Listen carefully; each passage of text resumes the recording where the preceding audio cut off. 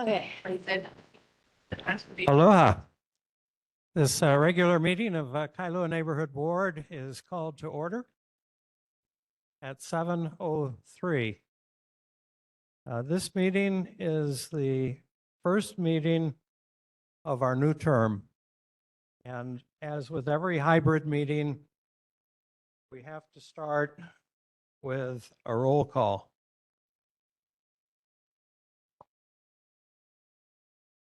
Emily Andrade.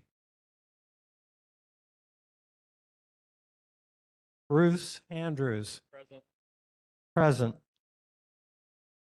Jennifer Barra. Present. Anna Malia Kia. Present. Present remotely. Kellyanne Kobayashi. Here. Present. David Laea. Present. Jade Lau. Lavani Lipton. Present. Max Markrich. Present. Kate Ryder. Present. Kalama Souza. Present. Malay Tomes. Malie. I'm sorry, Malie Tomes. Present. Steve Trecker. Present. Jeremy Trexon. Present. Evan Weber. Gary Weller. Present. John White. Present. Donna Wong. Present. And I am present. We have a quorum with 16 members present, 1 remotely, and 15 in person. This is the first meeting of a new term following an election, and I'm just going to slip in there congratulations to our 7 brand new board members. Well done. Thank you for your commitment to Kailua and in joining the Kailua Neighborhood Board.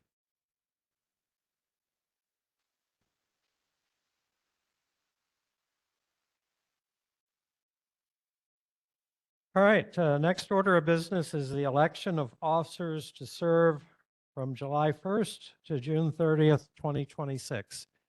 The officers to be elected are chair, vice chair, secretary, and treasurer. Are there any nominations for chair? John White. Thank you, Chair. I want to nominate Bill Hicks for chair. All right. Second. And seconded by Donna Wong. I'm going to turn the gavel over to Lavani Lipton.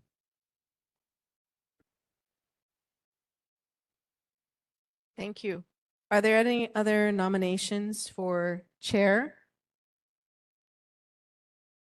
Okay. Seeing that there are none, I'm going to move that we take a vote. Procedurally, we're doing a roll call vote or unanimous. Another way. Okay. So I think in the interest of time, we'll see if we can go ahead and do a hand vote. So all those in favor of electing Bill Hicks as the chair for this session of the Kailua Neighborhood Board, 2-year term, please raise your hand. All those in favor? Do we have one person online?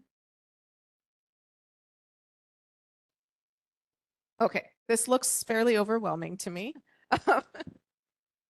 Are there any no's or any abstentions? Seeing that there are none, who are reelected. Congratulations. Mahalo. It is certainly an honor to serve on this board, and I appreciate what we've been able to accomplish as a team. The next office is that of vice chair. Are there any nominations for vice chair? Gary Weller. Lipton. Second. Seconded by John. Levani Lipton. Are there any other nominations for vice chair?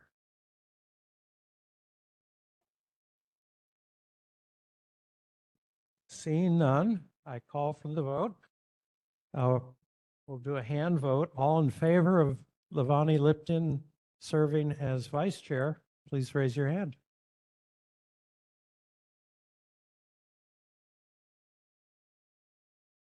Are there any objections? Okay, it is unanimous. Congratulations, Levani. I will entertain a motion for board secretary.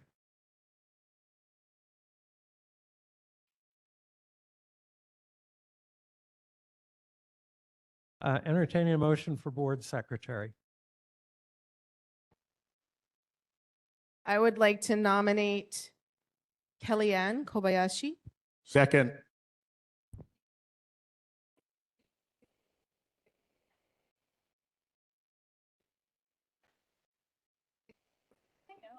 Who was the second? Oh, John. John White. All right. Kellyanne, are there other? Is there anyone else who wants to do it?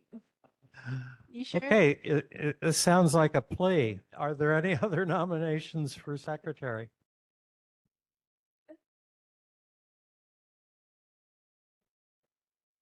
I'll do it.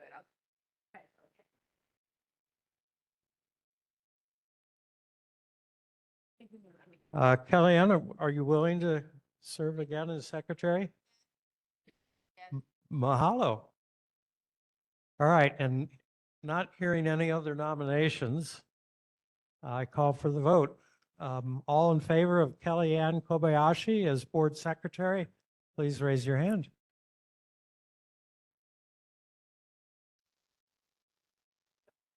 Are there any? Kellyanne, congratulations and mahalo.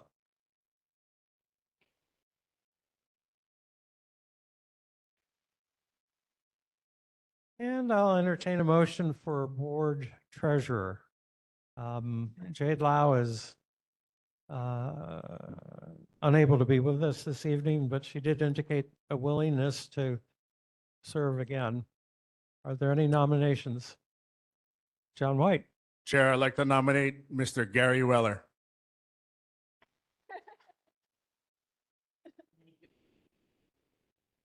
All right. Is there a second? I'll second.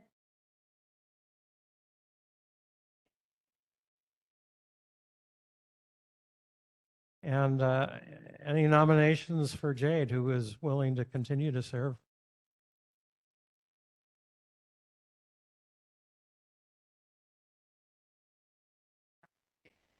Yes. Okay, no other nominations. All right, Gary, you are the only nominee. We give thanks to Jade, who has done a good job for a long time. Are all in favor of Gary Weller serving as board treasurer, please raise your hand.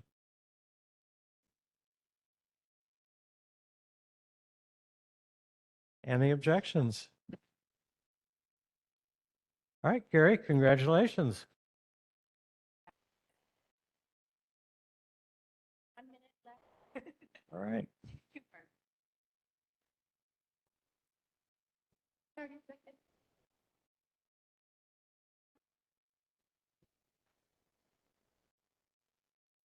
We'll move on to announcements. Tomorrow is the 4th of July. The Kailua Chamber of Commerce will host the 76th annual Kailua 4th of July Parade and also the 4th of July fireworks. The parade will begin on North Kainalu Drive near the intersection of Uilama Street and will end on South Kainalu Drive about 1 mile later at Kailua Intermediate School. HPD will close down Kainaloo Drive promptly at 9 a.m. and the parade is expected to start at 10 a.m. The fireworks show at Kailua Beach Park is expected to begin about 8 p.m. Info is at kailuafireworks.com. Alexander and Baldwin will sponsor shuttles between the Kailua Town Parking Garage at La Hala Shops and Longs and the Kailua Beach Center. That shuttle will operate at 30-minute intervals between 4:30 and 10:30. Honolulu Symphony in the Park. The Honolulu Symphony Orchestra returns to Kailua District Park next Wednesday, July 9th at 5:30 for a free community concert, also presented by Alexander and Baldwin, which has been sponsoring these concerts since 2014. Attendees are encouraged to bring blankets, lawn chairs, and picnic dinners to enjoy an evening under the stars with a program of classical and popular favorites. The event is family friendly and designed for music lovers of all ages. For more information, visit myhso.org/summer. Act 72. Governor Green signed into law Act 72, which expands an existing authorization for neighborhood boards to discuss an issue that was not listed on a meeting agenda but is raised in public testimony or in a third-party report from a government official, so long as no action is taken except at a future meeting where the issue is on the agenda. Basically, have a discussion if something is raised in community concerns or by an elected official or HPD and so on. Bill, Yes, I have a question about that. yes. Does it require does it require the 2/3 vote to be put on the agenda? There always is an option to modify the agenda for a pressing concern, one that could not wait until a future meeting, and an emergent concern, such as when we had the helicopter crash, or an item which is perfunctory, administrative, and not controversial. If an issue meets those criteria, it is possible with the 2/3 vote of the board, which would be 13 members, to modify an agenda to add an item. However, the normal regular course, as envisioned by Act 72, would be to have the discussion, a dialogue, but action would be deferred to the next meeting, possibly via a committee. Does that answer the question, Donna? Okay. Next announcement is the Kailua Fall Festival. The festival returns to Kailua on Saturday, September 27th from 4 p.m. to 10 p.m. This annual event will take place primarily in the Lohala Shops parking lot and a small section of Hahani Street between the corner with Kailua Road and the post office entrance. There will be about 100 food and craft vendors, games for all ages, free keiki activities, live music, and a beer garden. The beer garden is for those who are 21 and over. More info can be found at kailuaevents.com or Events Kailua on Instagram. Again, that's Saturday, September 27th. Final announcement, Americans with Disabilities Act 35th anniversary celebration is the end of this month on Friday, July 25th, 9 a.m. until noon at the state capitol. Are there other announcements this evening? Travis Council. Thank you, Chair. That's very loud. Congrats to the new board members on this side of the table now. I'm here on behalf of the Hawaii Bicycling League just to announce that the day after the Fall Festival, the Honolulu Century Ride returns. This is our largest event of the year. Kailua Intermediate School just next door is our aid station and 50-mile turnaround. I have these printed if any board members would like. I'll leave extras over here. The predominant route, just to let the neighbors know, cyclists come in through Enchanted Lakes on Kailua Drive, ultimately connecting to Kainalu, and then they go out Kaneohe Bay Drive. Return much similar route.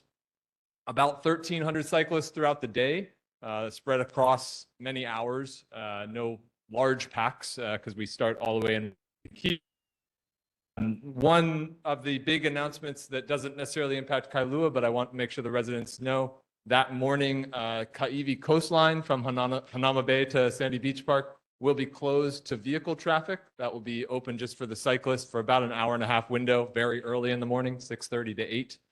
So hopefully, if you're trying to get to Hawaii Kai early in the morning, you'll have to go around the inland route, but shouldn't impact anybody in Kailua directly. So yeah, again, if any board members would like the route information, happy to pass it out. Otherwise, I'll put the extra copies over here. Again, Sunday, September 28th.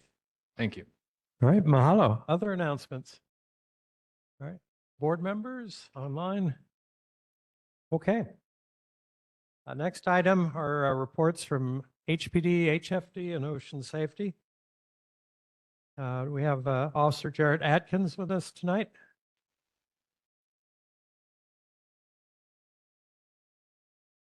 Good evening, everyone. I'm Officer Jared Atkins with the District 4 Community Policing Team. I have the stats for June 2025. Unfortunately, I wasn't able to look up every category, but I got a few of them. So for burglaries, there was 0 in June. There were 3 car break-ins in June, and there were 0 robberies in June. That's all the categories I have. And then just a reminder for fireworks tomorrow at Kailua Beach. Once the fireworks end, we're going to be flowing all traffic out of Lanikai. No vehicle traffic will be allowed into Lanikai while we're doing that. So probably about from 8:15 or so till about 9 o'clock, we'll be flowing cars out. Nothing will be able to come in until the majority of everyone is out. And that's all I have. I can take any questions or concerns. Questions for HPD tonight? John White.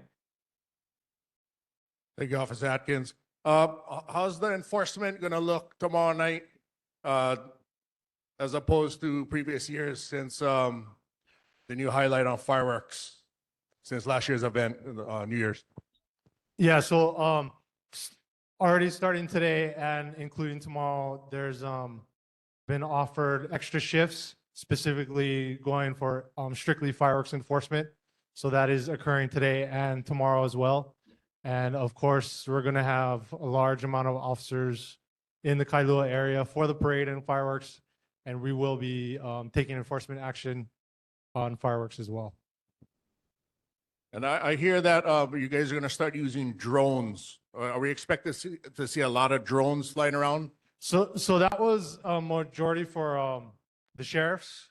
They're going to kind of be implementing that program. As far as HPD, I haven't seen anything yet as far as if we're going to be doing that. As far as I know right now, we're not doing that right now. But probably once the sheriffs start doing it more, we may follow as well in the future. Thank you, brother. Yeah. Other questions? Gary Weller. Are you folks getting prepared for the Blue Angels coming? Yes, we've been planning with the Marine Corps base for several months already, and we already have our action plan and everything all set for that. So we're ready for that. Because last time they came here, the residents on Kalaheo Hillside couldn't even get out of their streets.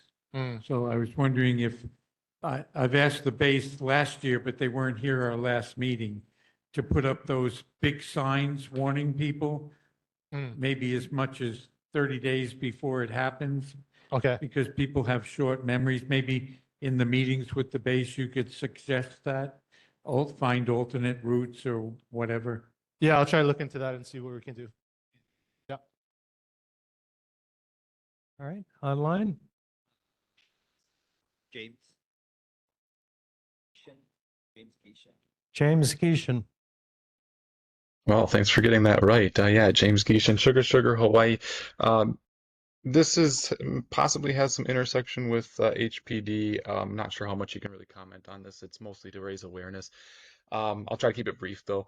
Over the past few years, we as a business have been experiencing a lot of crime. We submit dozens of police reports. I think well over 100 by now, and I feel bad saying this, but that's just kind of a fraction of the incidents that we and our neighboring businesses experience. Many of the neighboring businesses, as you're probably aware of, they have stopped reporting almost entirely altogether because they are kind of losing faith in especially when it comes to accountability in the system. Our store alone has about 30 to 40 cases at the they've been investigated by HPD fully. They've been determined to be pretty clear, passed along for prosecution. But every time they get to the prosecutor's office, almost all of them are dismissed for further investigation for years. Some of them are declined on arguable basis of beyond reasonable doubt. And so I think my main question is about the recent policy in 2023 from the PA's office to not prosecute unless the victim calls in and reiterates that we want to prosecute again, even though we've like made that evident on the sworn HPD 252 forms. So I'm kind of wondering, what is the position of HPD on this policy? Is it helping? Is it hurting? Is there a reason for it that HPD is aware of? I guess that's my initial question. So that's probably a better question for the prosecutor's office.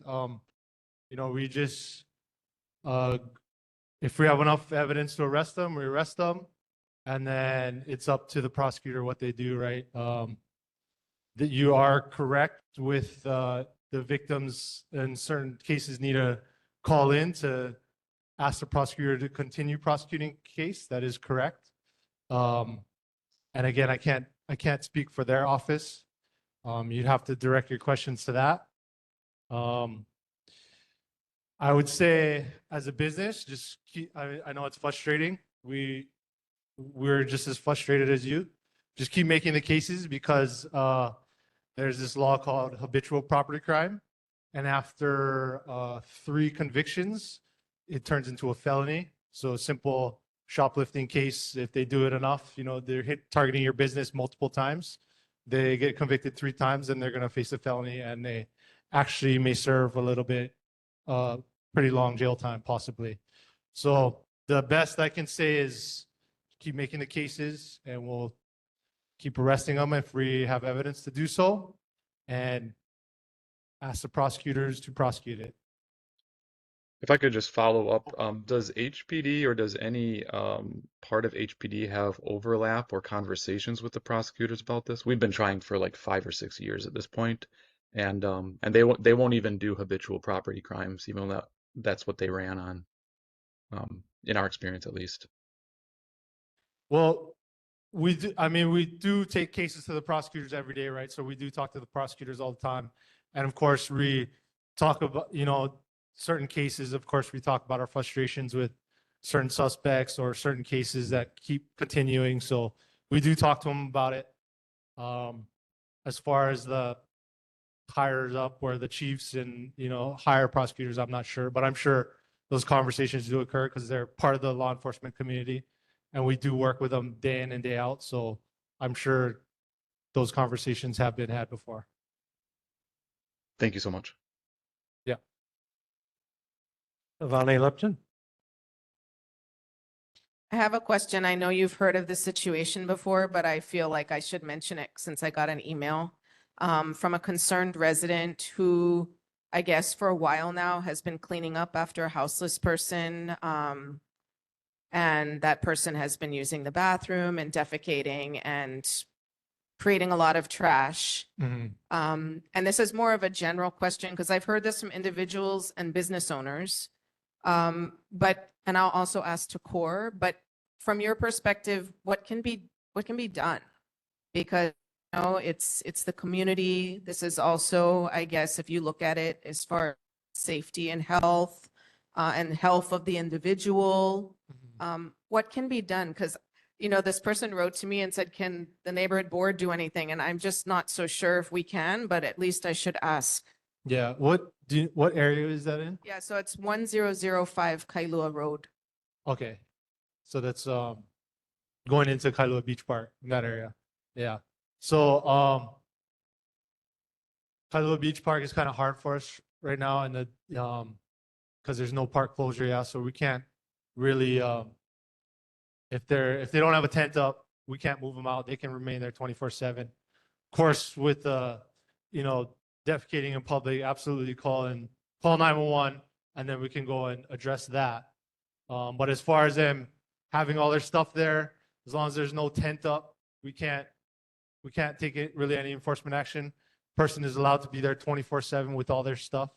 It's just like any other person, right? If someone wants to picnic in the middle of the night, they're allowed to do so, just like that person. Evan Weber.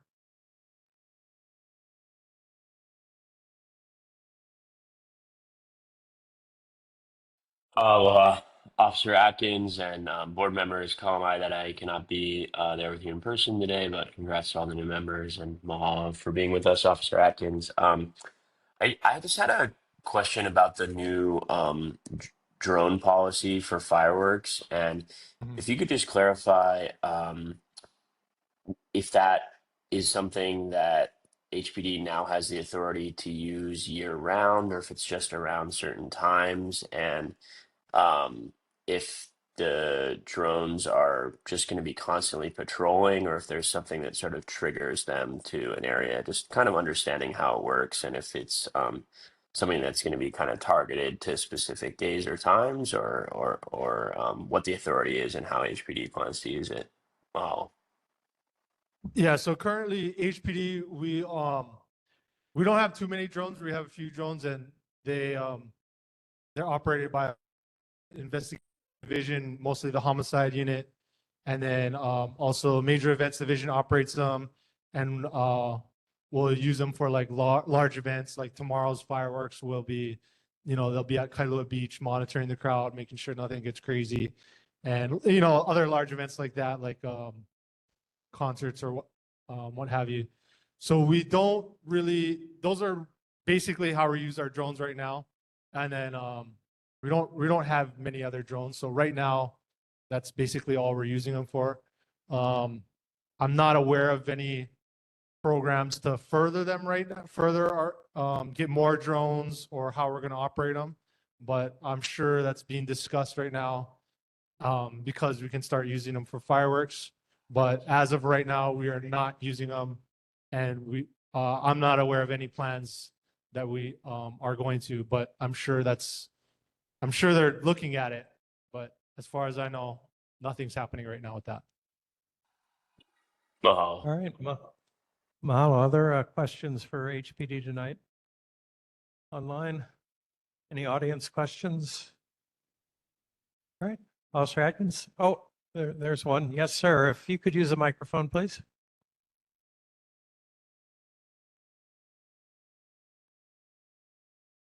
It's Chris Evans. I just have a question about chickens, people's yards. My neighbor has now 3 roosters, multiple hens, lots of chicks, and they just spread throughout the neighborhood and make lots of noise.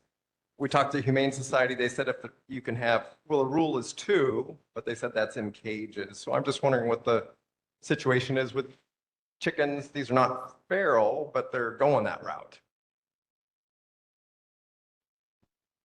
Yeah, so the law is to, for anyone else that has this problem, you can just call 911 and then officer can come out, check the residence and then talk to the owner. Typically we try to give a warning first, an animal nuisance warning. Sometimes people act laws, and not all the time, but sometimes that takes care of the problem. Then if not, we can start issuing court citations. The owner would actually have to go to court. So I can get with you on the side, sir, and get the address, and we can go talk to the address and try to solve that problem. Okay. Mahalo. Thank you, Officer All right, Atkins. thank you. We'll move on to Honolulu Fire Department.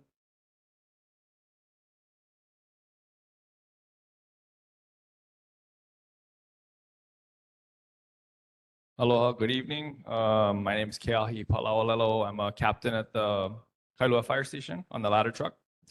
I just have some stats for the month of June.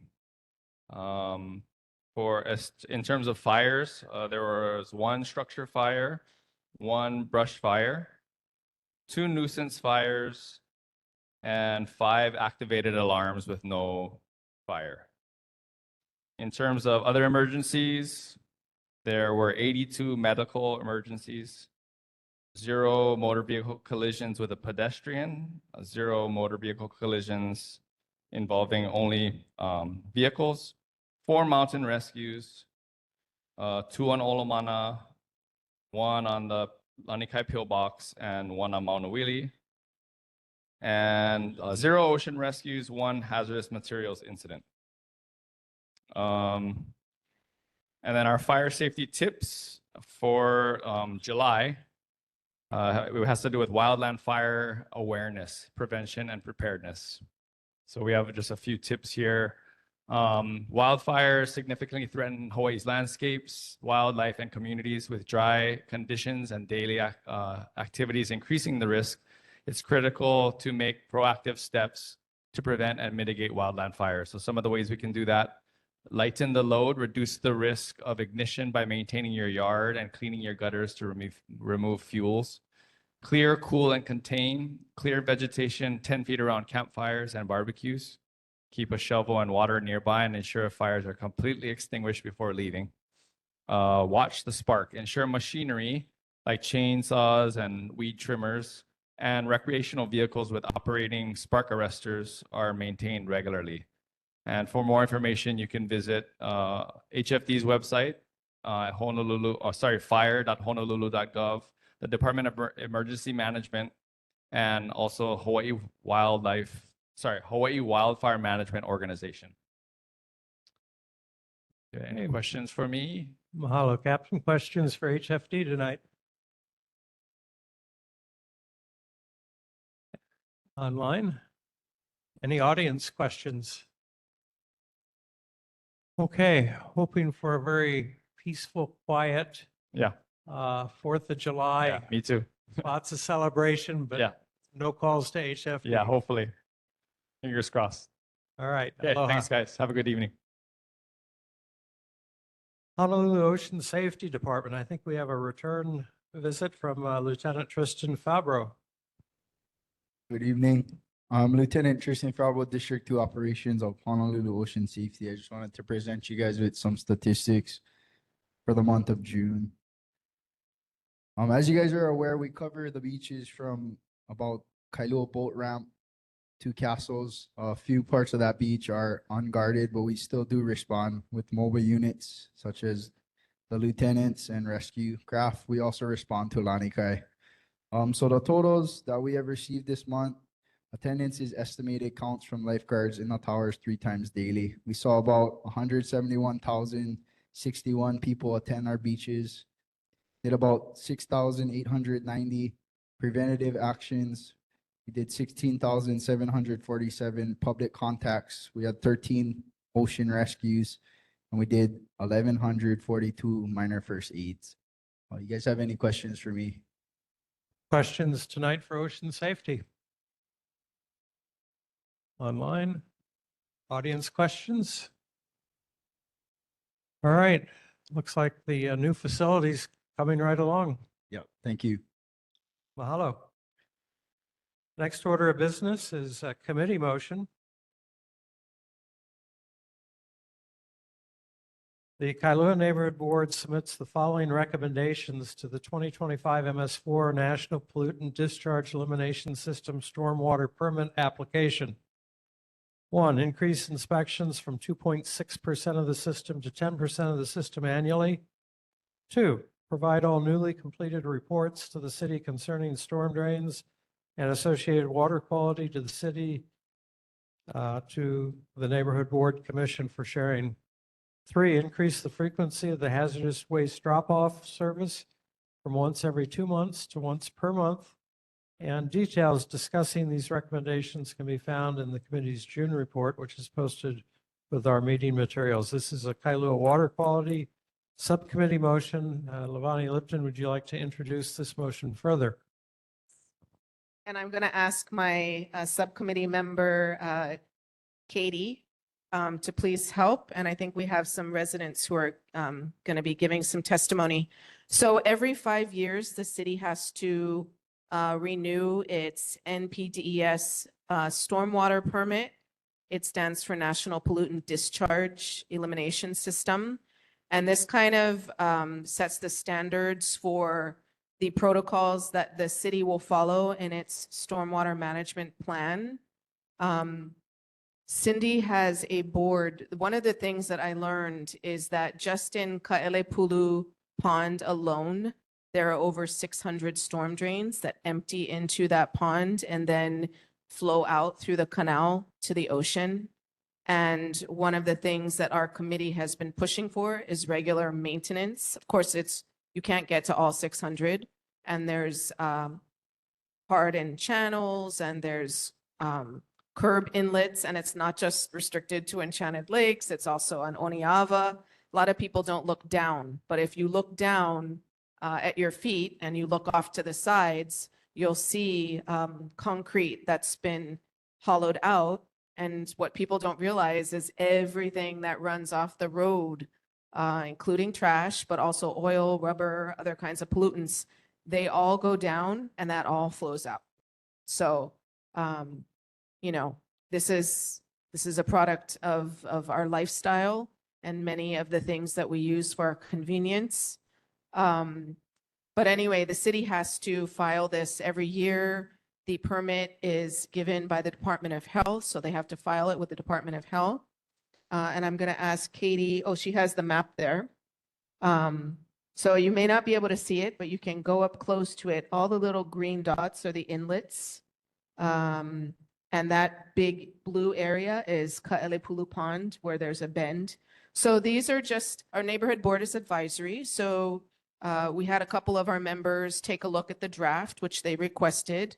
It will go before the public sometime. I think it'll be released, and then the public has a public comment period in August. So we were trying to get this done before the public comment period ends. So it has to go to the board for a vote tonight.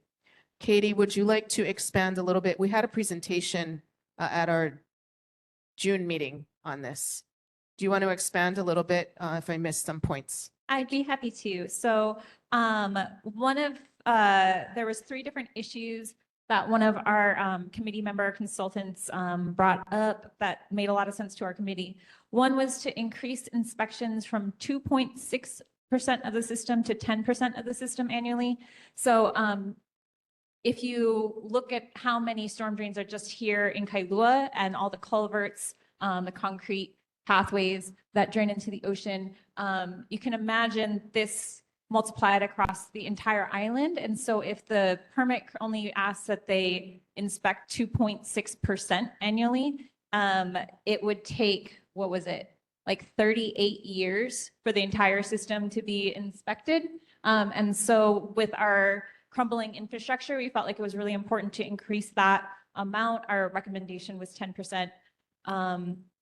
The second point was reports to the city. That is an ongoing issue because this NPDES report is based off of reports that were commissioned by the city by independent contractors and done by independent contractors, some of whom don't live here. And so they're looking at really old data. They're making assumptions based off of just things that they're seeing, just old reports and not the actual experience of being here. And so we're requesting that boards have access to these reports that have that impact their watershed, both to just understand how these higher level decisions are being made, like what is that data that they're basing their decisions off of, but also to make sure that that data is correct.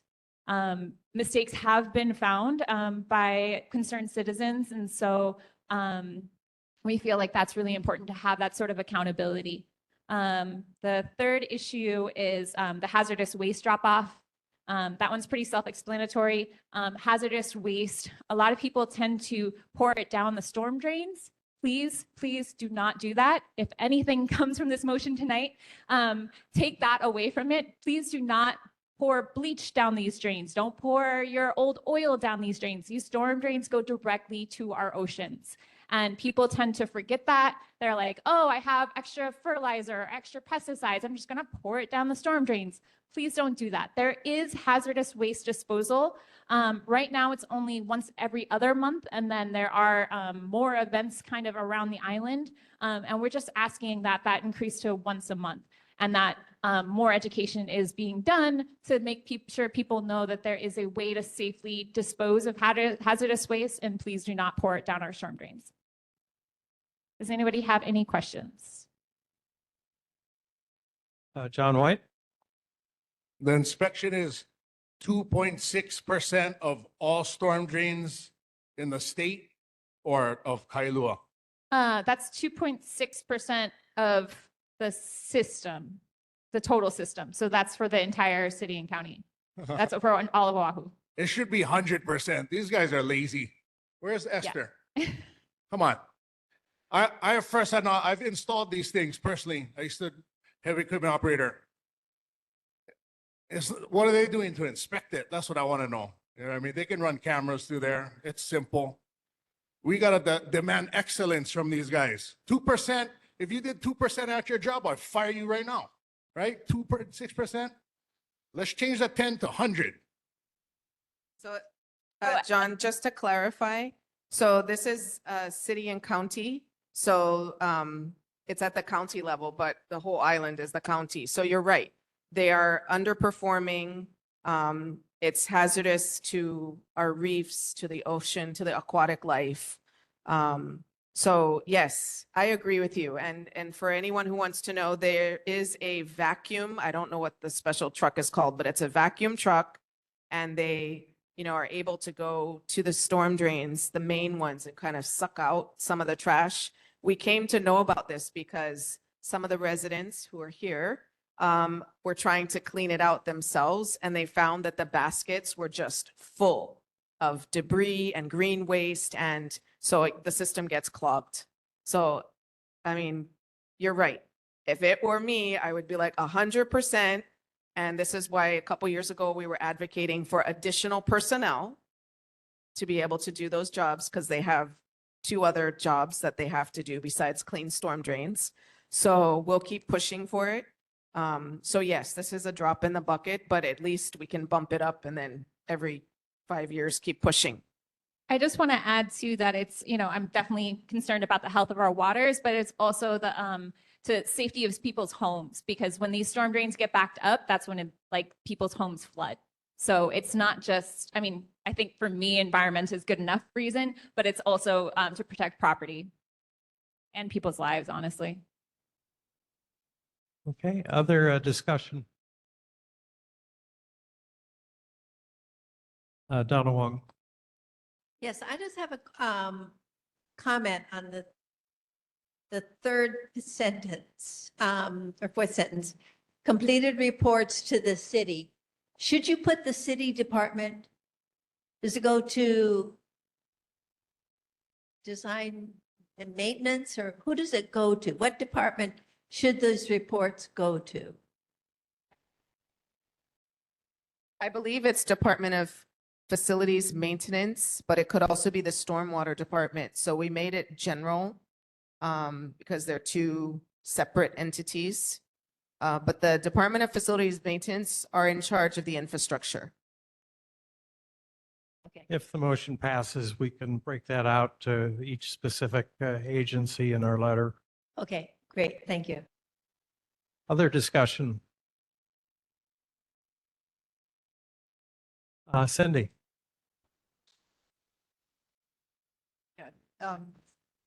Thank you, Katie and Levani, for the excellent description of the issues. I wanted to reiterate the importance of the NPDES permit. It's a national permit, and it basically forces the city to comply with particular rules concerning how they are managing their stormwater. So if we can get some of these stronger language in there, it would really help. I was going to suggest for the reports, maybe detail that we would like the reports produced by DFM and their consultants pertaining to the Kailua and Kelipu storm drain systems to be freely shared with KNB and its representatives. Because I know in the past where you can request a FOIA to see these things, they've charged an exorbitant amount to make the copies and do the research. So I think free shared might be a good addition.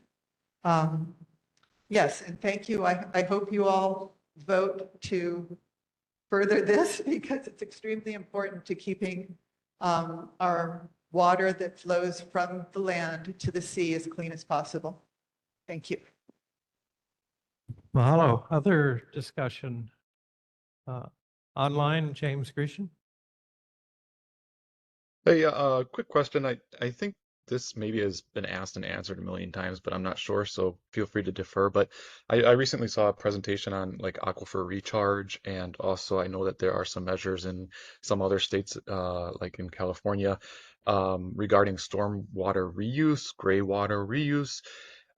Has that been ever proposed in any of the districts about filters and treatments and reuse of before stormwater hits the oceans to be recycled for such things as fire suppression, watering lawns, other gray water measures, hydroelectric, as opposed to just letting it run out?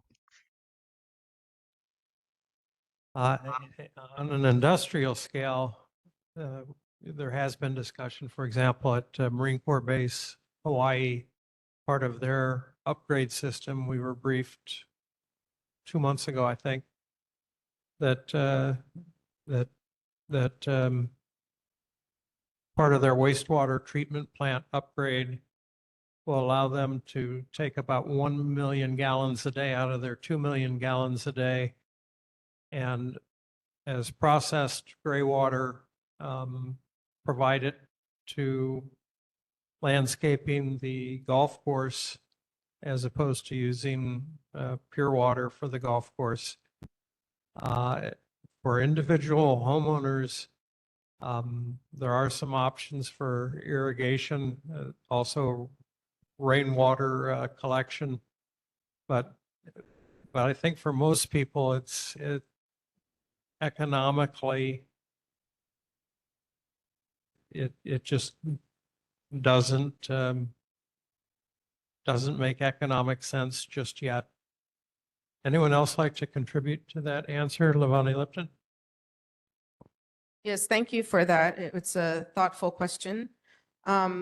There are programs to promote rain barrels, collection system, and green infrastructure. And I do know that I sat on the Stormwater Utility Advisory Committee for several years. It's kind of still ongoing. It hasn't gone before the City Council for a vote. But this is one of the issues is if there were a dedicated department, there would be a dedicated funding stream and they might be able to amp up a lot of this work.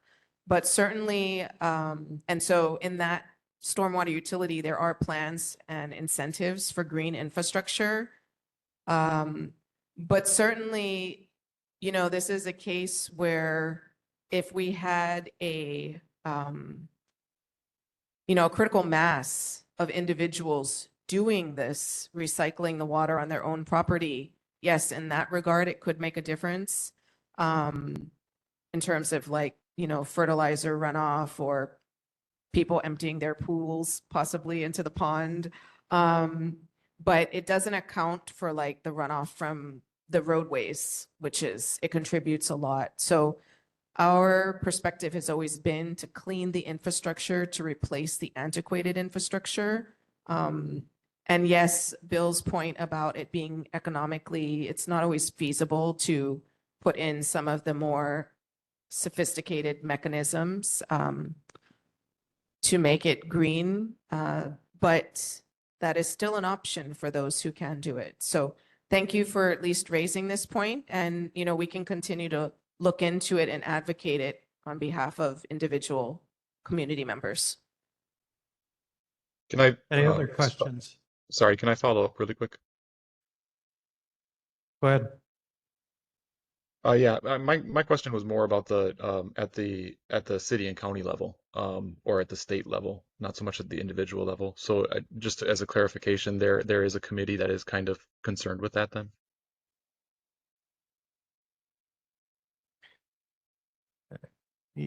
Yeah, I don't think we are aware of any large scale city initiatives in the windward side for that. It's a good idea.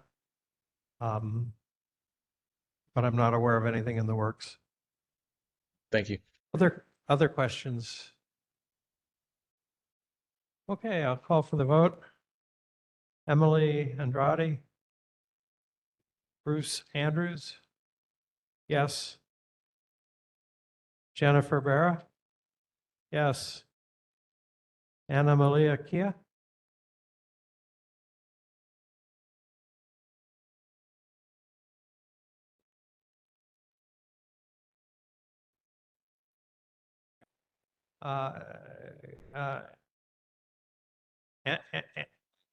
Anna, please turn your mic on and say yes or no.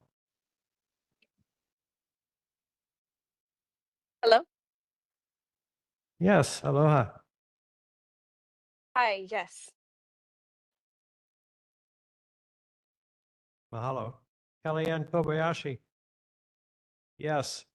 David Laia. Yes. Yes. Jade Lau. Yes. Max Markrich. Yes. Kate Ryder. Yes. Kalama Sousa. Yes. Lily Tomes. Yes. Steve Trekker. Yes. Jeremy Truskin. Yes. Evan Weber. Yes. Yes. Gary Weller. Yes. John White. I think it should be 100%, so no. No. Donna Wong. Yes. Chair votes yes. The motion passes 16 yes, 1 no. Next order of business are local agency reports, starting with Board of Water Supply, Danny Ornelas. Hi, good evening. Danielle Ornelas with the Board of Water Supply. So for the month of July, I just have to report one main break noted in June. That was on One Hour Road, a 12-inch water main. I don't have an installation date, but I'm trying to research it here now, and I believe it was 1959. This was fronting the bridge near Wana'au and Papalani. And then the announcement for July is Smart Irrigation Month, the beginning of the peak demand for outdoor water use as the summer has kicked in and our sprinklers go into overdrive. Please be water smart this July and summer, and always check for your leaky or misdirected sprinkler heads. Water your plants early in the morning to reduce evaporation. Attach a shut-off nozzle to your garden hose to avoid waste. Install weather-based irrigation controller. Board of Water offers rebates for these. And then also, as we were talking earlier, install a rainwater rain barrel. This also qualifies for a Board of Water Supply rebate. For any other tips regarding irrigation, please visit our website, www.boardofwatersupply.com. Do I have any questions? All right. Mahalo, Danny. Questions for Board of Water Supply tonight? Online questions? Audience questions? Okay, mahalo. Thank you. Marine Corps Base, Hawaii. We have Christy with us tonight.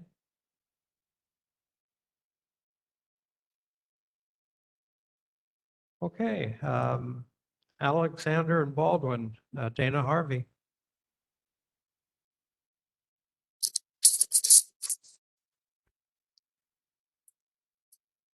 Good evening, Chair Hicks and members of the board. Thank you for having me and for the opportunity to share a few special event and operational updates with the board and community. I was going to start with a community event update, but Chair Hicks, I think you took care of that for me. I guess if anyone missed any of the earlier announcements, just real briefly, E&B will be sponsoring tomorrow's 4th of July shuttle service between Kailua Town Parking Garage at Lauhala Shops and in the Longs area and Kailua Beach Center. Details are included in this evening's agenda. We are also pleased to bring back Symphony in the Park on Wednesday, July 9th at 5:30 at Kailua District Park. Again, free full orchestra concert for families. Our team will be at the event helping out, and we hope to see you there. And finally, we look forward to Kailua Fall Festival on Saturday, September 27th from 4 to 10 p.m. Also on our property. As a reminder, we have ongoing events, including I Love Hula, the first Sunday of every month at 2 p.m., Kanikapila in Kailua, the second Saturday of every month at 4 p.m. Both of these events are held in the Kailua Town Center Parking Garage, again across Longs. Every last Saturday of the month, there is a Hikili Street sidewalk sale. And Thursday evenings from 4 to 7 p.m., don't miss the Kailua Farmers Market. So more info about these ongoing events is at kailuatownhi.com. And again, thank you to the community and members of the board for your regular feedback and comments on these types of events and services. They really do help us determine which events to continue underwriting. As a tenant update, since my last report, we've welcomed several food and beverage operators, Kizuna Steakhouse and Sushi, Kanaka Ramen, Lilikoi Kitchen, and Vietnam Deli. We also opened Hana Hard Fitness, and soon Ocean's End will open in its new larger location in the Straub building. So they are a tenant that wanted to grow their business and are moving from one of our properties to another property. So we do look forward to announcing more local services, shops, and restaurants soon.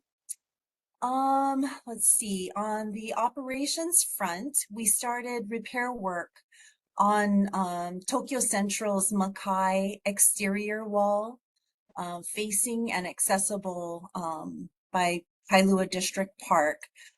Repairs to the wall were needed due to the age and condition of the wall surface and to address water intrusion and additional damage, further damage.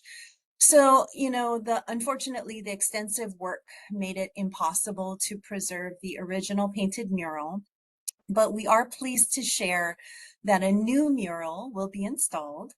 We are currently working with a Kailua-born Native Hawaiian artist, and we'll share more information soon. At the end of last year, I mentioned that we would be undertaking a property-wide soil sampling and survey project in 2025. So we were able to start this project in May, and it should conclude later this month. The work is focused around Lauhala Shops parking lot where the Thursday Farmers Market is held, and the Pali Lanes building and parking lot, as well as other adjacent properties.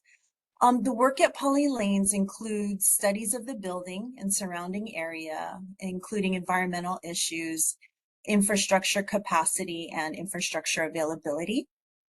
You know, while this type of work is common at our commercial properties. We understand that there always is special interest in the Pali Lanes area. Surveying the building and surrounding area will help us determine what might be feasible under the historic designation. It's our intention to learn more about the property to determine next steps, which of course would include community and tenant engagement. This plan, which does require some trenching, was co-developed by the Kailua Native Hawaiian Descendant Group.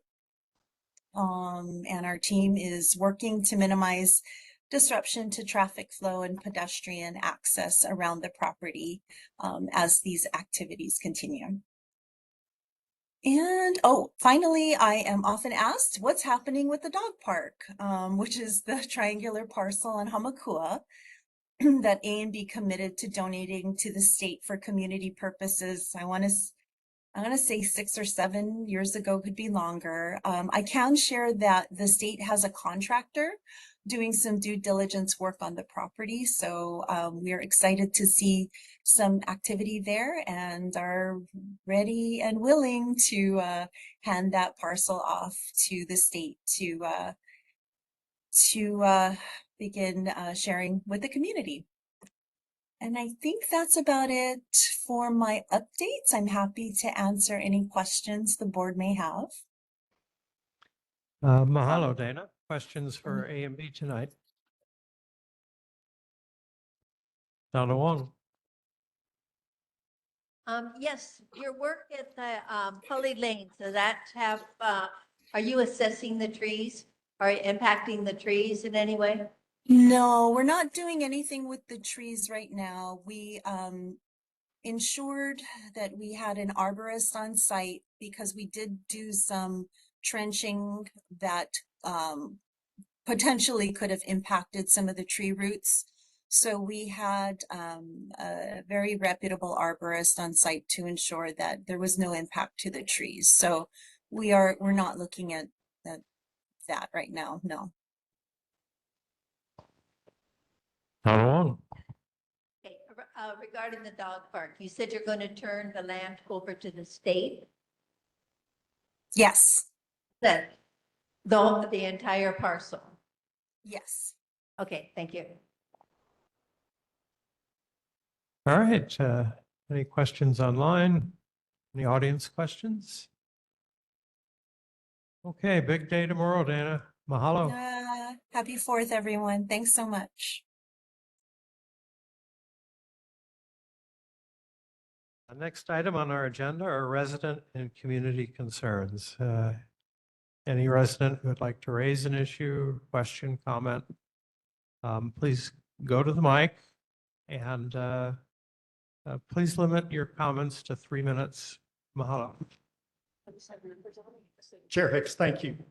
Again, David Pound, Kalaheo Hillside resident for over 22 years now, member of our Kalaheo Hillside Neighborhood Association. What I want to bring up this evening is with some of my neighbors and locals here is talk to you about some of the things that we talked about in June, show you some progress that has been made up on the hillside to do some remediation of geolabs, grubbing and grading. And we appreciate Councilwoman Kiana for doing that and being very diligent on that, and the board support and the committees also for hearing us.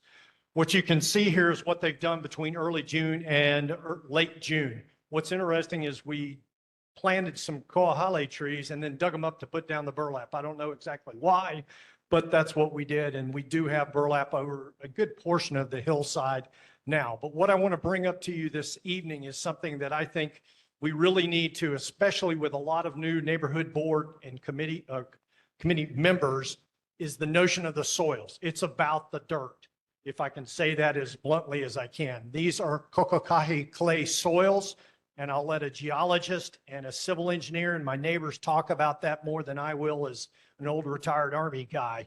But just understand that there is a lot of shearing, there is slumping that goes on there, there is significant damage that has occurred in and around this neighborhood over the 70 years it's been under development. I want everybody to understand our continued concerns with this particularly following Geolab's grubbing and grading that they did for this. So we will talk about that, and I'll let my neighbors talk to you about what the concerns that they have with it. We've presented photographic documentation, historical survey data, everything that we can. We've gone to DFM, we've gone to DPP, and we've talked about a lot of these issues. But what I want to show you this evening in particular, when you look at the topography of the hillside here, there are essentially four major draws, terrain features that pull the stormwater in. And, again, we've talked to all the committees to do that. Those are A through D here on my chart here. But what is significant about this is again, this soil that is on this hillside is not permeable. The water will literally rush off of that until eventually it gets saturated. And then at that point, you see the expansion and the contraction of the soil, which then causes literally shearing of sewer lines, shearing of water lines, uplifting of foundations, you name it, it has happened on the hillside. And again, I'll let my neighbors talk about that on there. But we know that there is a significant amount of rainwater that flows off this hillside when it rains, when we get in the storms. And guess what? We're in hurricane season now. So what I want to show you is the following. This, and I promise this was not put up by Levani on the water piece. This is ours as we looked as the community. When you look at this, there's a significant amount of city and county drains and stormwater runoff that's there. The ones on the flanks work well. The two middle, we're not sure. But what happens is the rainwater is dispersed by the vegetation that's on the hillside and then runs into those draws naturally. And the city planners back in the day put 4 inlets exactly where they needed to be to draw that rainwater off. But if we start chopping off trees, grading the land, doing this, it's all going to go this way and go downhill. So here's what I last want to show you. This is one of the inlet valves that are up there where Geolab's grubbed and graded. This portion right here, I was talking to my neighbor Jim, has been repaired in the last 2 days. So it's been looked at, but the bigger issue is right here, up in the center section where they went into the land. Those bricks on the left-hand side, I would almost guarantee you are from the inlet valve because they match the bricks over here, down here. So what we're asking for, again, is the city, DPP, DFM to look at this. And lastly, here's 4 things I want to ask of the board and the city, and I do not see Ms. Kiana here this evening. Number 1, we would very much appreciate the city and the board's support in seeing exactly from DPP what Geolabs did and what they fixed or what they're going to fix. Number 2, we would like to see the memorandum of understanding that allowed DHHL and their subcontractors onto this hillside. There had to be an agreement because this is city-county land. DHHL can't go up there and do anything unless the city permits them to do that. What did they agree to? Number 3, we would like a copy of Geolab's geotechnical survey. Why do I ask for that? Because we were asked to trust the due diligence process on behalf of DHHL when they do this. But what we've seen so far has not made our neighbors any more trustworthy of what is going, what is the oversight, and what are they doing to the land that borders 100 homes on the hillside. And lastly, we would directly ask the city to direct or ask for RM Towell's preliminary engineering report, the PER, because if they are not documenting the rainwater runoff and how this stormwater is going to be managed, it's going to end up in the backyard of every one of my neighbors along Ileana Street. Pat can talk to you about the meteorology. Jim and Sharon can talk to you about all the engineering pieces. But I'll stop right here and ask if there and answer any questions or anything the board or anybody may have for me. Thank you for your time. Gary Weller. David, how much water flows through the property? Because I think we have a link to a presentation of how much water goes by on the property. We can do in that studio. If Brandon can pull up that YouTube video, we can show you the volume. Yeah, it's pretty significant. And that's it, one place.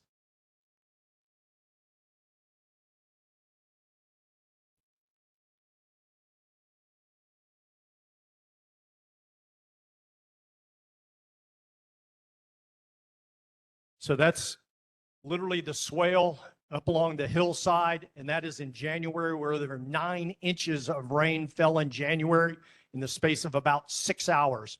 And that's not the worst of it. When the 2020, 40 days of rain, 2005, the 40 days of rain and all that, it came over that swale, over the inlet valve, over a retaining wall, into my backyard, and flooded the entire back end of my house. And so I just want you to understand, now multiply that times 4 across the hillside, and you'll begin to understand the significance of where that is. David Leah? Yes, thank you, David. Quick question, but I thought from our last meeting that Esther Kia-Ina said that the DHHL land transfer was not going to take place. So I don't know if that would be news to me, sir. To my understanding, we're still in a due diligence period right now, and these surveys are part of DHHL's due diligence, where they subcontracted to Geolabs to do the geotechnical survey and RM Towel Corporation to do the overall preliminary engineering report. It's been this Geolabs initial survey, and what they've done with no permit, the roads that they graded, and all the damage they've created that has caused a significant concern, particularly on Ileana Street there in the 600 block. That's my understanding as well. And we appreciate Councilmember Kia-Ina sharing the remediation steps that are currently underway. Other questions?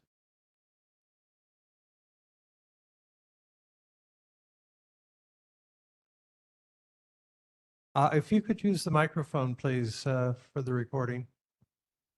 Sir.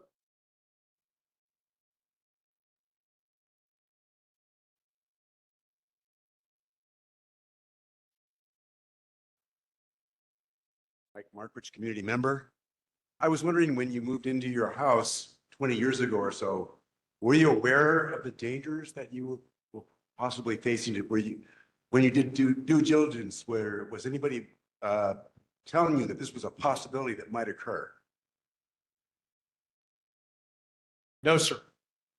We have, this community have attempted to express this again in city council meetings, several in the neighborhood board here. And as a matter of fact, seeing the swearing in last year, again, we were here last year at this time doing the very same thing when this was first announced by our council folks to do that in July. And that was where we first became very concerned with. But no, we have presented it. Anything else in terms of that? No, sir, we have not heard. Okay. Donald Sakamoto.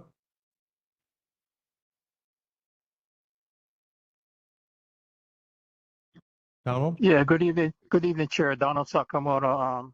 I'm in neighborhood 3, but I'm also with the Citizens for a Fair 80 Ride, and I deal with public transportation, Skyline, bus, and handyman for elderly, Kampuna, and disabled. But I was recently yesterday at the Oahu Metropolitan Planning Organization. They deal with state DOT and Department of Transportation, other entities in the city and state to transportation.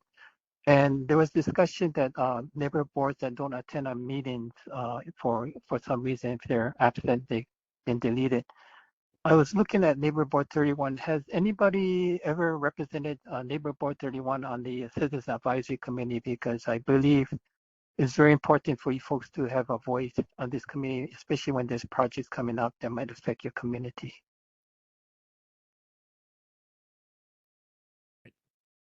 Bill, I couldn't hear if there was a question, but yes, absolutely. Thank you.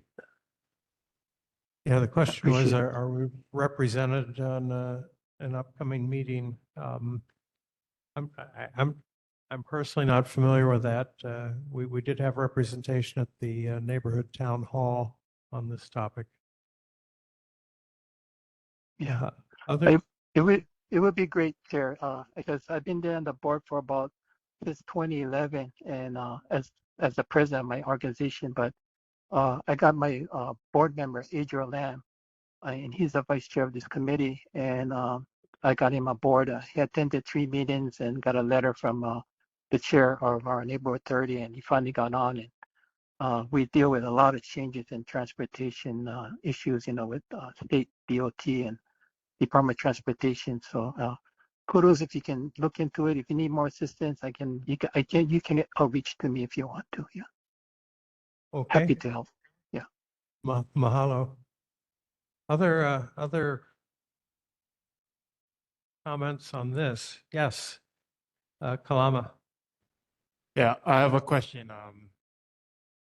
As far as the actual impact that you have seen since the work, I'm not sure if you said that video was taken in January.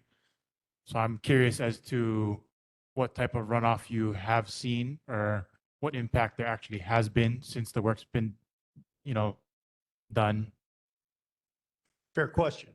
And what I would tell you is, as of when it began in May to right now, because we're not in the rainy season, you're not going to see the impact of it currently.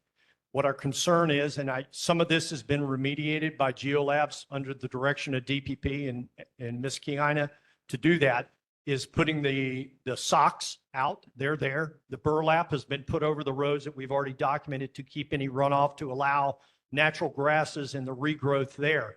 I think the concern we have is looking ahead into the future. We know what the runoff on the hillside is. We know the two on the flanks work, but man, they're full when it rains. It's these middle two, in particular, this part in B, that we're concerned about, and potentially C, because we don't know what happened to it during the grubbing and graded. We're pretty sure what happened to this part up on B. And again, that draw runs right there, and it would put there. So what would happen is it will go between Sarah's house and Devin Latimer's house, right down that turnout, or overflow basically the concrete swale that is there. I can't tell you what's happened the last 2 months because we haven't had the rain in the last 2 months. Right. I understand the potential impact that, you're speaking about. My follow-up to that then would be, to your knowledge, has there been any discussion as far as mitigating that potential impact, down the line when they're finished with whatever work they intend to do, or is that not in anybody's, projection? Obviously, it's a concern of yours, but my assumption would be that the powers that be that do this type of work, if I was doing it, that would be something that I would have the foresight to consider, right? And so I'm curious if you are aware of any discussion on that matter. No, sir. So we've asked, again, for full disclosure from DHHL, who is responsible for doing their due diligence survey. The swales, the inlet valves are all city-county property. Our understanding is that would not change should DHHL be gifted the 10 acres of parcel. Then our question becomes, okay, how is this now maintained? Right. The city does not maintain it because the residents, we can't maintain this. So does DHHL now assume that responsibility? Does the city give it away? And the challenge with DHHL is they have no servicing arm like DFM, the boards and bases, or stormwater runoff folks to do that. What we're concerned with is, again, transparency. Will they show us what they surveyed and what the soil studies answered? Will they show us what the preliminary engineering report, so we can have some of our neighbors who are professionals go, okay, that's about right. But again, this is 100 homes downslope Iliani to Mokapu that would be potentially impacted more so than they already are. So I hope I answered your question, sir. Yeah, you have. And I'm going to ask another follow-up question in regards to, if that's what you're asking for, is it being met with resistance, or is it we're not at that point yet to where that information can be shared because there's been no conclusion on that effort? I will answer, I do not know. We have asked multiple times. I have personally asked as our hillside rep back to DHHL, to RM Towel, and have made multiple requests, copied the chair on it, copied our zoning and environment committee on it, to say, hey, the residents want this open, transparent. Show us what you're doing. It's about, let us see what you're doing. Okay, you want to build there? You want to, fine. Just show us what you're doing so we understand what's potentially happening in a neighborhood that's been established for over 70 years. That's all, sir. And we have not received an answer that, yes, we will show you that. Sure, I understand. Thank you. Kellyanne Kobayashi. I'm not sure if you would have the answer, or if Bill or if someone remembers from when Esther did her update, but was there a timeline at some point provided for all this? Like how long is the GeoLab surveying work going to take? And then from there, like how long after that will they make the decision on the land transfer? Like, did we get a timeline? We have not. I would defer to Wynn or one of our civil engineers to say about how long a geotechnical survey does to finish up and then to publish a PER. I do not know. That has not been provided to the neighborhood. I don't believe to the board either, other than it's ongoing. Yeah, they haven't drawn the samples yet. No, So- no, sir. They have drawn samples. That's what GeoLabs was doing, Bill, up on the hill and digging the test pits. And again, I can let Jim talk about that because he witnessed some of them. Okay, Is Esther Kaina here or coming at all? not here. I think I'm pretty curious to know a timeline for this project. If there's a way we can find that out. We can ask. Thank you. Gary Weller?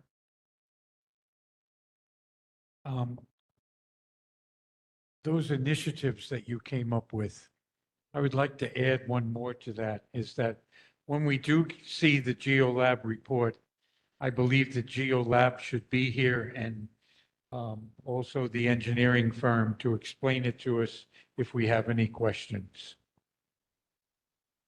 Thank you. David Laya? Yes, I just wanted to share a quick quote here, doing a search on AI. In Hawaii, grading land without a required permit can lead to significant penalties, including double fees for the permit, restoration of the land to its original condition, and potentially a performance bond to ensure restoration costs. So if what you're saying is true, that they're doing the grading without a permit, then they're subject to significant exposure here. So I'd encourage you to pursue that as well. So, sir, we approached them about that, and what GeoLabs came back and provided on the day of entry on May 12th was a letter to DPP, basically saying we're not going beyond anything here that would require a permit, so it was not permitted, hence the notice of non-compliance, not a notice of violation. We also understand that they cited a Honolulu City Council section. I can get it for you. I've got it in a file folder here that basically said we don't have to do it because we're not going to meet this requirement or this volume of soil or anything done. But I think that's exactly why DPP cited them. I hear you. Yes, sir. We have told the city unequivocally we're concerned. You're letting folks on the hill, your land, city's land, and the neighborhood, and nobody's talked to us about what you were going to do. Everything you see here, sir, is because of the citizens here, because we've looked and we've been concerned since last July. We've documented, not DPP, not the city, the community. Yeah, we commend the Kalaheo Hillside residents who have been very meticulous in pursuing this and asking what the scope of work was going to be before the due diligence work commenced, and it has really been impressive to see. And we appreciate this update tonight. I know someone has been patiently waiting behind you there, David. Yes, sir. Thank you. Chair, one comment before we move on. Jeremy? Yeah, so it sounds like the DPP has this reaction, they're aware of it, and they're looking into it. And if citations or stop orders need to be issued, they will issue that. So it sounds like they're already aware of it, correct? That is correct. And then at some point, can we consider bringing in someone in from a DHHL to kind of like talk about this project and how it's going to benefit their community? We had a public meeting that Councilmember Kiaina arranged that was conducted in the Kalaheo Hillside, and DHHL was there. This was before the work commenced, so they are aware of the resident concerns, and they had briefed some aspects, but I think it was general knowledge, not detailed technical knowledge. Could we ask them to come here and provide an update to the board? We have asked them to share the results of their due diligence, and You know, we don't know their exact timeline, but they are aware of the community interest and the neighborhood board interest. All right. Thank you, Board. Yes, ma'am. Well, there's been a person waiting very long. If you'd like to present.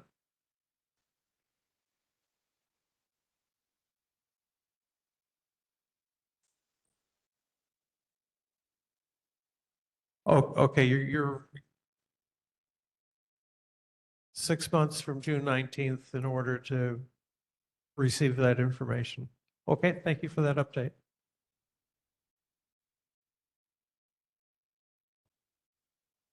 Hey, Bill, I still would like to ask either GeoLabs or whoever for like more detailed timeline, I think, of their work. Like, I don't think that answers the question that I had of like how long this is going to go on for the neighbors.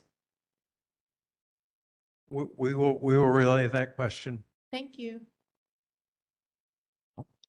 E kia kua hei pule aina. Hei pule ia e holoi ana I ka pō ina o ka ina. A me ka palea e a pau o ka ina haumia. Hei pule ia e ho pau ana. Ina hawa o ka ina a pau.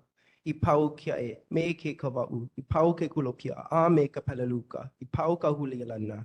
Ai laila, ni ho paku, ho amu, hui ka lamalapa kai ka mauli hoi kia kua. I want to talk about three things. First is my total opposition against the removal of the EV kupuna in lot 734-735.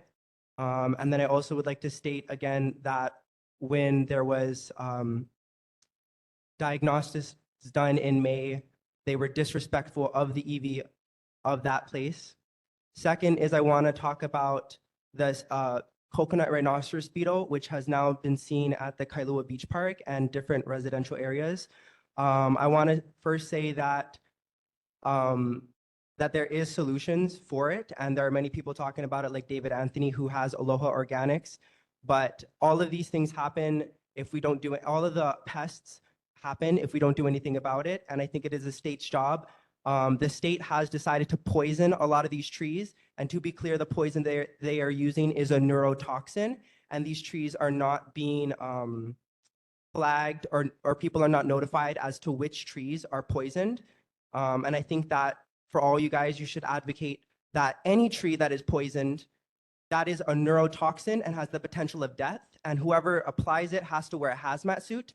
It is the state's legal obligation to notify the public of those trees. And then the third, I wanted to talk about and oppose the military's new sewage project. I believe at the moment they said they are putting in 1 million gallons per day of sewage into Kailua Bay, and they would like to increase that to 2 million. And I don't know about you guys, when I go to the beach and I take my nephew there, I take my uncles, my aunties, I don't really like to think about them swimming, and excuse my language, shit. And I think that the military, with its huge budget, can come up with a much better idea than filtering it into a place that we all go for recreational area. I just wanted to put out the idea that different places in the world, they take their waste and they feed it to beetles or bugs and then feed that to chickens, and that could supply the military with eggs, or use it as natural fertilizer for themselves. But I highly oppose it going into our community areas and at the expense of the community. Did anybody have any questions? Concerning the affordable housing development on Kiapai Place, we're expecting a briefing, I think in September. September? August. August. Correction, August, next month. Okay. And regarding Marine Corps Base Hawaii, they currently discharge 2 million gallons a day of treated sewage, which is commingled with the Kailua wastewater treatment plant. And what they briefed us on, I think 2 months ago, was that with their upgrades, their objective is to reduce their sewage outflow from 2 million gallons a day down to 1 million gallons per day. Okay, well, I hope that we hold them to that, and I will remember that you said that. And then regarding the August briefing on the Kihapai Place. Will the developer be present? Yes, the presentation is from the developer. Okay, thank you. And did any of you guys, I hope that you guys also heard what I said about the coconut rhinoceros beetle, because just so everybody knows, it is actually, the breeding season is based on the heat. So when we look at the mainland statistics saying it's 3 to 6 months, in Hawaii, we have Hawaii saying it is 2 months that they breed. And when they breed, they put out 2,500 to 5,000 eggs, larvae. And, you know, we're looking at food, we're looking at water, and we're actually looking at a tree that is not recognized by the Department of Agriculture as an agricultural tree. So, and also to say that the trees that have their crowns damaged and we leave them up, that whole thing is a breeding ground. So if you could somehow advocate for the community to remove those stumps, because those are what's housing the CRB. Thank you. All right, mahalo. Are there any other community and resident concerns this evening? A question, yes. Yeah, sorry, I'm not sure if I just missed it. Mahalo for your concerns. Was the EV kupuna in regards to that Kihapai project, or? Yes, there is known EV in 734 and 735 Kihapai Place. And And as far as I know, it's been okay that they are able to remove it in daytime in freezer bags and you're- put it in a community lot.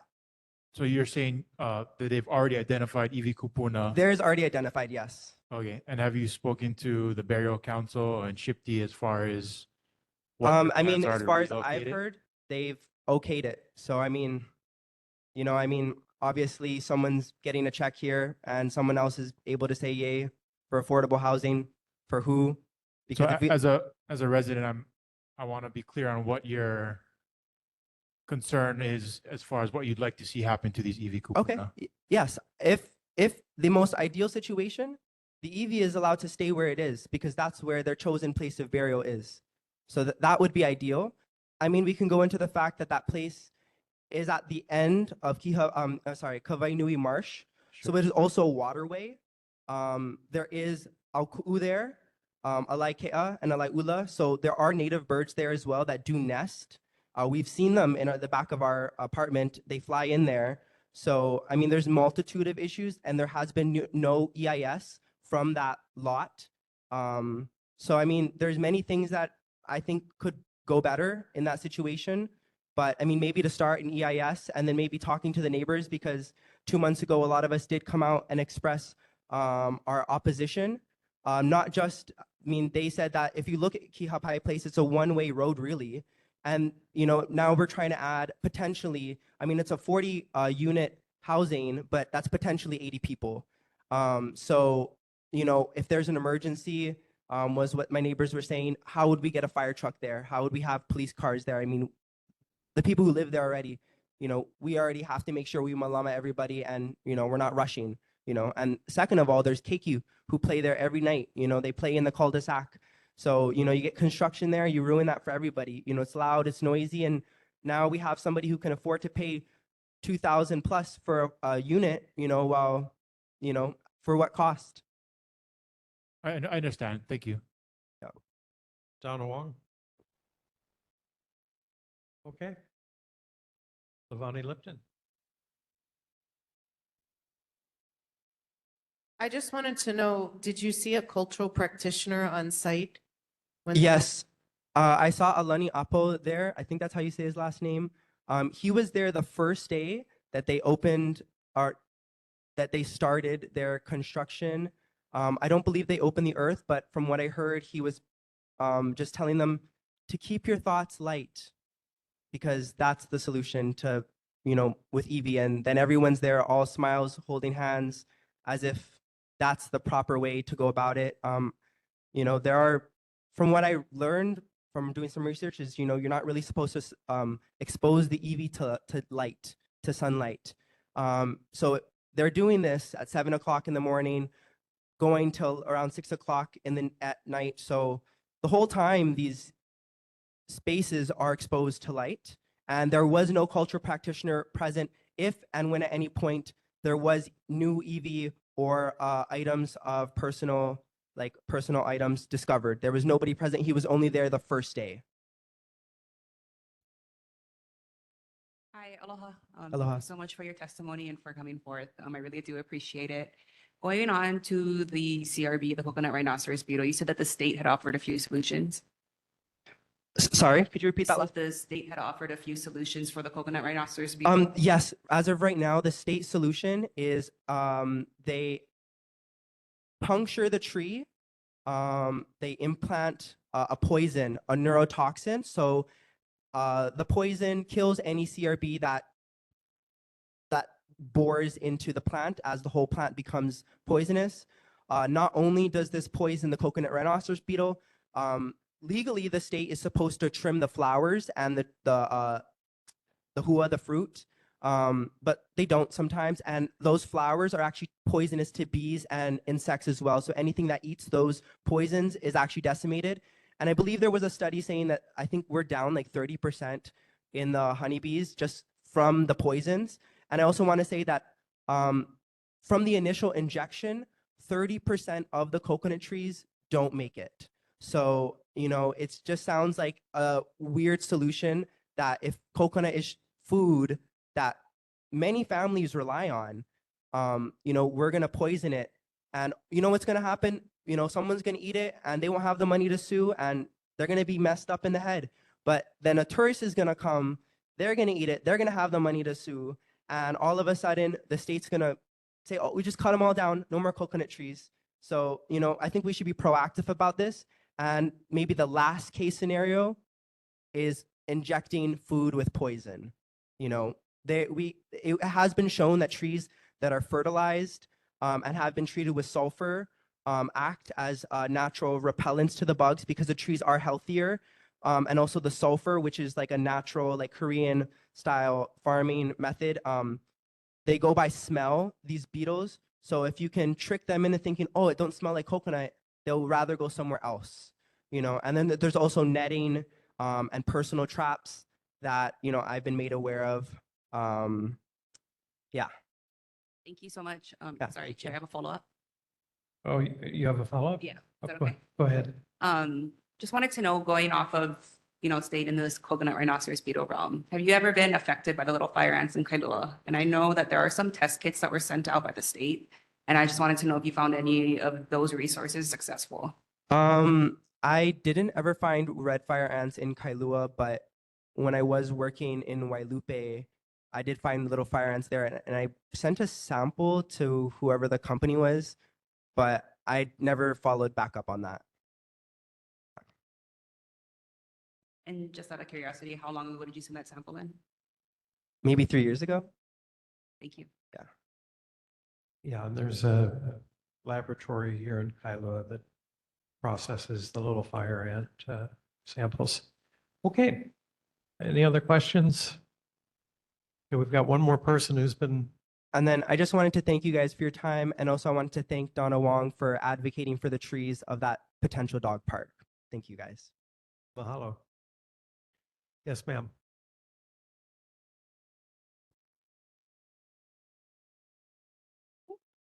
Good evening. I realize it's getting late, so I'll try to keep it brief.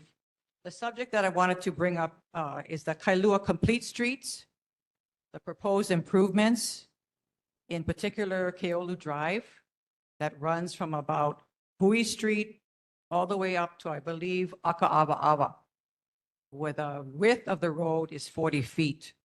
Some of the proposals, issues that are being proposed is doing away with all of the parking on one side of Keolu Drive to put in a bike lane, in addition to a bikeway buffer.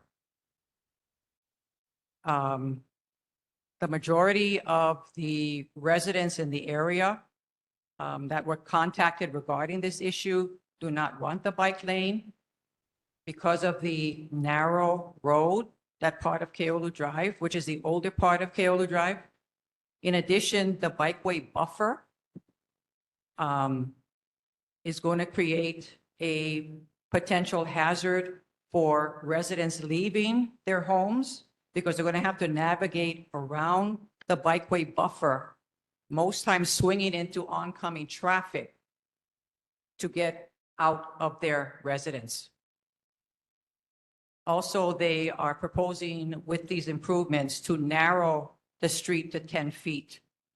And I just want to bring up that there are vehicles, large vehicles, fire engines, Matson container trucks, ladder trucks, and I know the engine, the width of the engine vehicle mirror to mirror is about 10 feet, which is not going to give the driver of that apparatus a lot of room to navigate, which can cause potential accidents. So I'm just would like, I don't know what the status of this project is. Does anyone know? They have pledged to come back to us, the Kailua Neighborhood Board, when they've refined their proposal based on the community feedback that they received. So Okay, so you're still just they are collecting. they are digesting the feedback already received, and they've committed that once they have done that and made modifications, they're going to come back to the neighborhood board.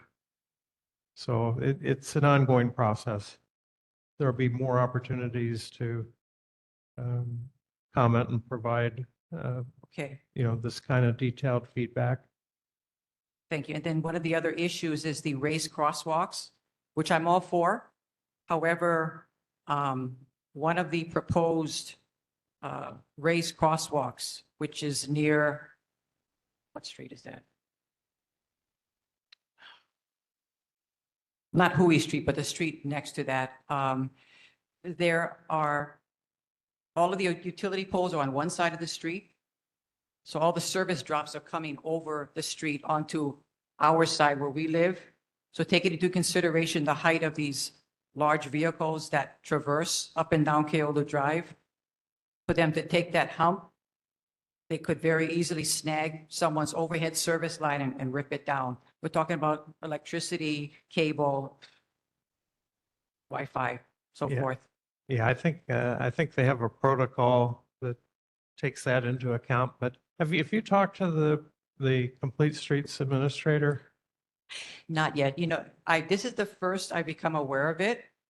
Okay, well, this is excellent because I think she genuinely appreciates the thoughtful consideration and discussion, and she's a Kailua resident. So if you'd like to leave me your email address, I can put you in touch with her. Her name is Renee Espiau. Okay, thank you. All right.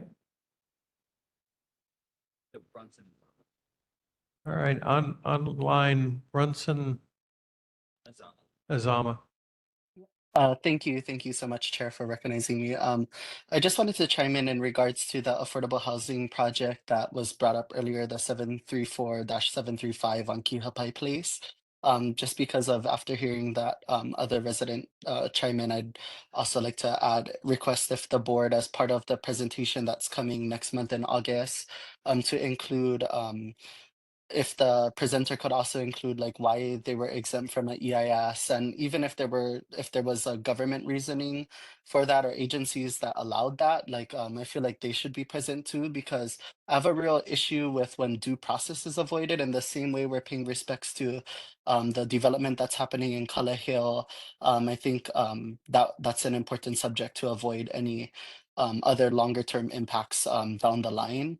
And then also in respect to that, hearing that there was a cultural monitor that was hired on top of the project, but also not being present for throughout the duration of the work, that's concerning too. And I think, that's even like, what accountability or penalties are there for people who are signing up for these contracts, being a part of this work, but then also not being present to do the job that they're hired to do.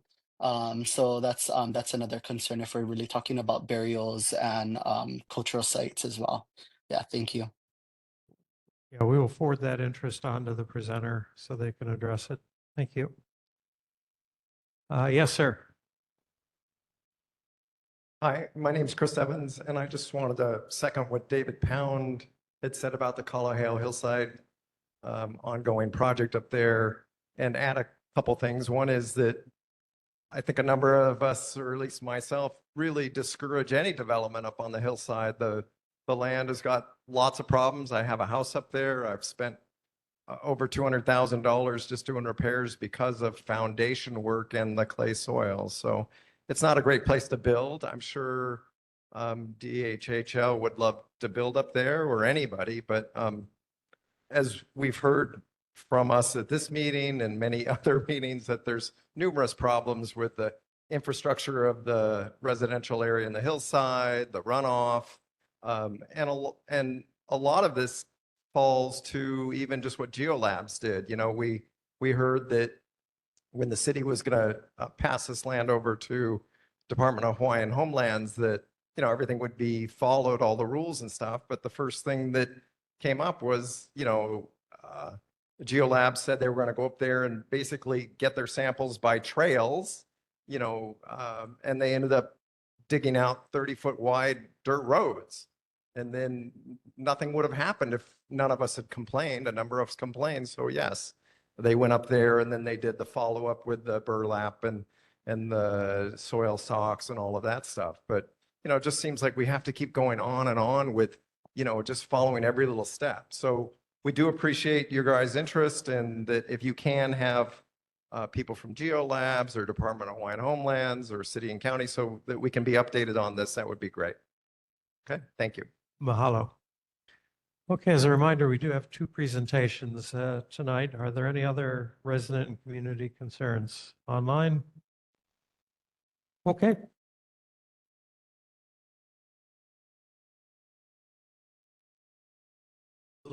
Pat Caldwell, 35-year resident, 600 block Eliana Street, and just following up on the conversation. And my concern is the potential for damage to the existing homes. And I can say as an example, my neighbor, they leveled their house and they rebuilt. And in order to get the land stable, they brought in these pounders. And they pounded the land for like a week. And our glasses were shaking in our house and whatnot. And if you walk up to that area where they plan to build, you see the steep terrain coming down the mountain, then it starts to level a little bit, but not really. He has the maps there.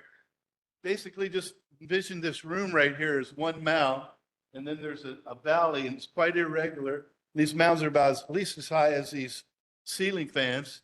So for them to go in there and make something that looks like Eliana Street, which is a level street for the level homes, they're going to have to do some dynamiting and bulldozing, and it's going to cause massive amounts of earth vibration, and all those adjacent homes are going to feel it. And so that's one of my concerns, is the potential damage during the development to the existing homes due to vibrations. And then the second concern is what Dave also mentioned, is once it's said and done, what is going to be that future drainage issue? Where will that water go? You know, being there for 35 years, I've seen those. That was a 2006, the 45 days in a row of rain. You tend to get those patterns where the conal lows just keep forming right by the island. And when the soil gets super saturated and the next rain comes, it just goes. So I've lived there. I've seen my backyard pond. I've had my tile floor ruffle. We had to rip it out and redo it. We've had our sewer lines had to come in and replace them because of the shifting soils. It's just a problematic area to do this. And so I'm just kind of concerned about what is the liability of, is the city and county ready to take on any of the problems that occur to the existing homes? Are they going to shell out some money for helping to correct problems that result from this development? That's my big question is. Yes, we're aware of those concerns, and those concerns were actually folded into the original resolution that we passed 5 months ago, and including prior to any construction, if there ever is construction, that there be a detailed survey of all the existing homes such that any new damage would be documented and where the liability would belong. So that was all rolled into the original resolution 5 months ago, and they are aware. It's why. It's not fun to have that damage. Due diligence. Yes, ma'am. Well, thank you.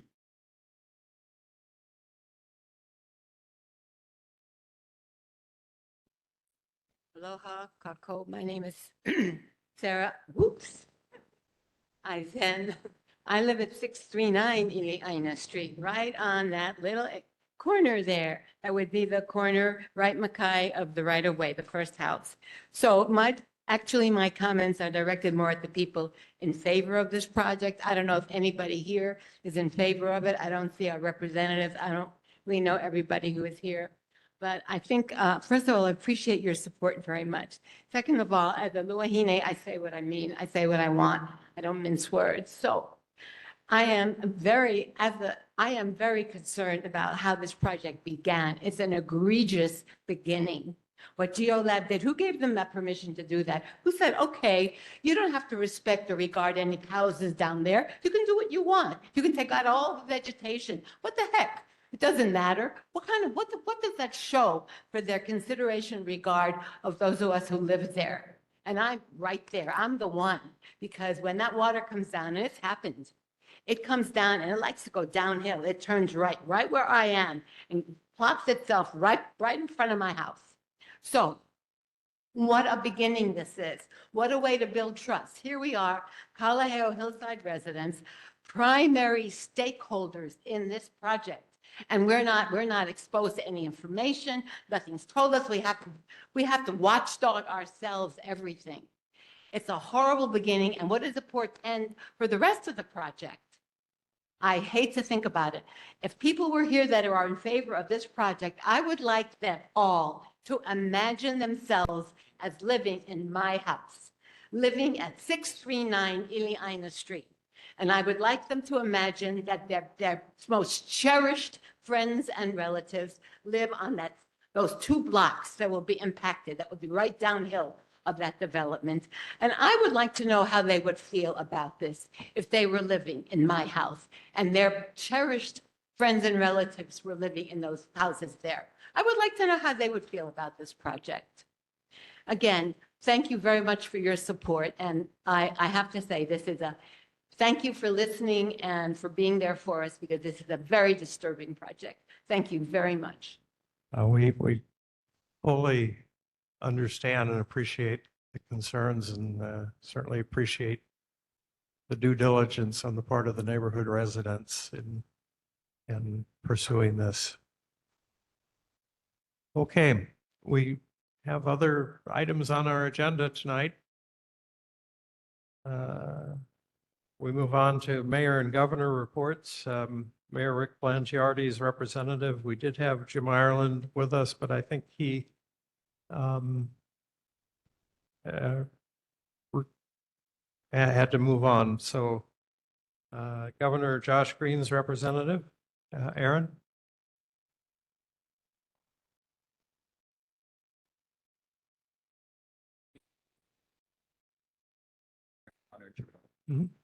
Aaron Connor.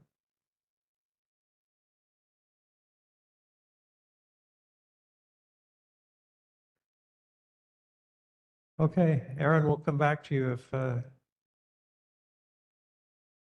Aaron, it looks like you're muted. How about now? This is good. Okay, perfect. Sorry about that. Just a few things from the state level. Governor is excited to see everybody tomorrow at the 4th of July parade, so he'll be there in attendance. Haima is conducting a Hawaii Community Disaster Preparedness, and they would like to get as much input from the community as possible. I'm going to put the link to the survey in the chat when I'm done here, or you can find the survey at readyhawaii.gov. Sorry, ready.hawaii.gov. But please go ahead and take the survey when you have time and share it with your neighbors and friends to help Haima make some more informed decisions for us. And I think the question last week about DOT cleaning H3 signage The response from DOT is beginning in September. They will be working each Friday evening to power wash those signs to remove the mold on H3 freeway. So that was the response to the DOT question. I got Mr. Weller's pictures earlier today, but I do not have a response from DLNR yet. So we'll provide that for you next month. Open to any questions. All right, mahalo, Aaron. Questions for Governor Green's representative, Donna Wong. Hi. Okay, so the the pictures that Gary sent you, when you look at it, that soil movement is next to Kapa'a Stream, which is a TMDL stream, 303 impaired water body. So my question is, whoever did that construction, what BMPs did they use to protect any runoff into the stream? We're still getting information from the landowner if it is DLNR. So they have that question already in front of them, Donna. Including what measures were put in place? Yes. Yes. To prevent runoff? I Okay, asked them that thank you. question, yes. And I have another question. On the Pali and Auloa Road, right across on the Kawainui Marsh side, there's a road being built into the peninsula. Is that DLNR? Behind the stoplight? Pardon? Where exactly? This is Kalanianiole Highway at the intersection with Lower Auloa Road on the Marsh side. Kind of behind the stoplight? Yes. Directly across from the stoplight. Okay, I've seen that as I've driven past. I'm not sure what's happening yet, but we'll see if it's a DLNR road or not. They have access further up, so I don't know why they would need more access. Okay, thank you. I'll ask. Gary Weller. Could you find out for me, Kalaheo High School and other schools are now getting these gigantic monitors up on side of the school, and I can understand maybe why they should be active during the day, but neighbors on Iliana Street are complaining that the lights from the monitor stays on all night long. So that's the first question is, could those be turned off at night? And number two, I'm pretty sure that when those LED screens are advertising, that makes it a bulletin board. And I thought we had laws that said no bulletin boards. So how did the DOE put the gigantic monitors up on the schools facing the residential areas with information on them that this does not pertain to the operation of the school? Thank you. Oh, they have advertisements up there, not school news? Sponsors for games. I'm not quite sure. If you want me to find out, I'll ask the neighbors. Sure. I think that would be helpful. Bill? David Laya. Hi, Aaron. Curious Hi. with regards to the HIEMA survey. We've done a number of discussions on this topic, that the whole windward side does not have a single location that's certifiable as an evacuation place in the event of a major disaster. And we've been trying to get the governor and the city to put some effort together to get at least one facility that we can direct our community to in the case of a natural disaster. Can you share your thoughts on that? And I do have a second remember. question. Oh, sorry. I do remember asking HIEMA a few years ago, and they didn't give me an answer back then. But I'll try again now that they have a new administrator in place and who has been, moving things along for Haima. I'll ask again. Kailua The used to have second, 7 designated hurricane shelters, and then they were evaluated as not being up to code, and all were D-designated. So there are no hurricane evacuation shelters in Kailua. My understanding from our state representatives is that Kalaheo High School is on the top of the priority list for upgrades so that it may be designated as a hurricane shelter, but we don't know the timeline on that. and my second question has to do with the passing of the big beautiful bill. I'm wondering what the impact is to Hawaii and what Governor Green is doing in response to this new legislation. Are there going to be any lawsuits to be filed? Particular concern is the impact on Medicaid and the fact that the states are supposed to now pick up the shortfall. I'd like to try and get some clarification from the governor's office on that issue.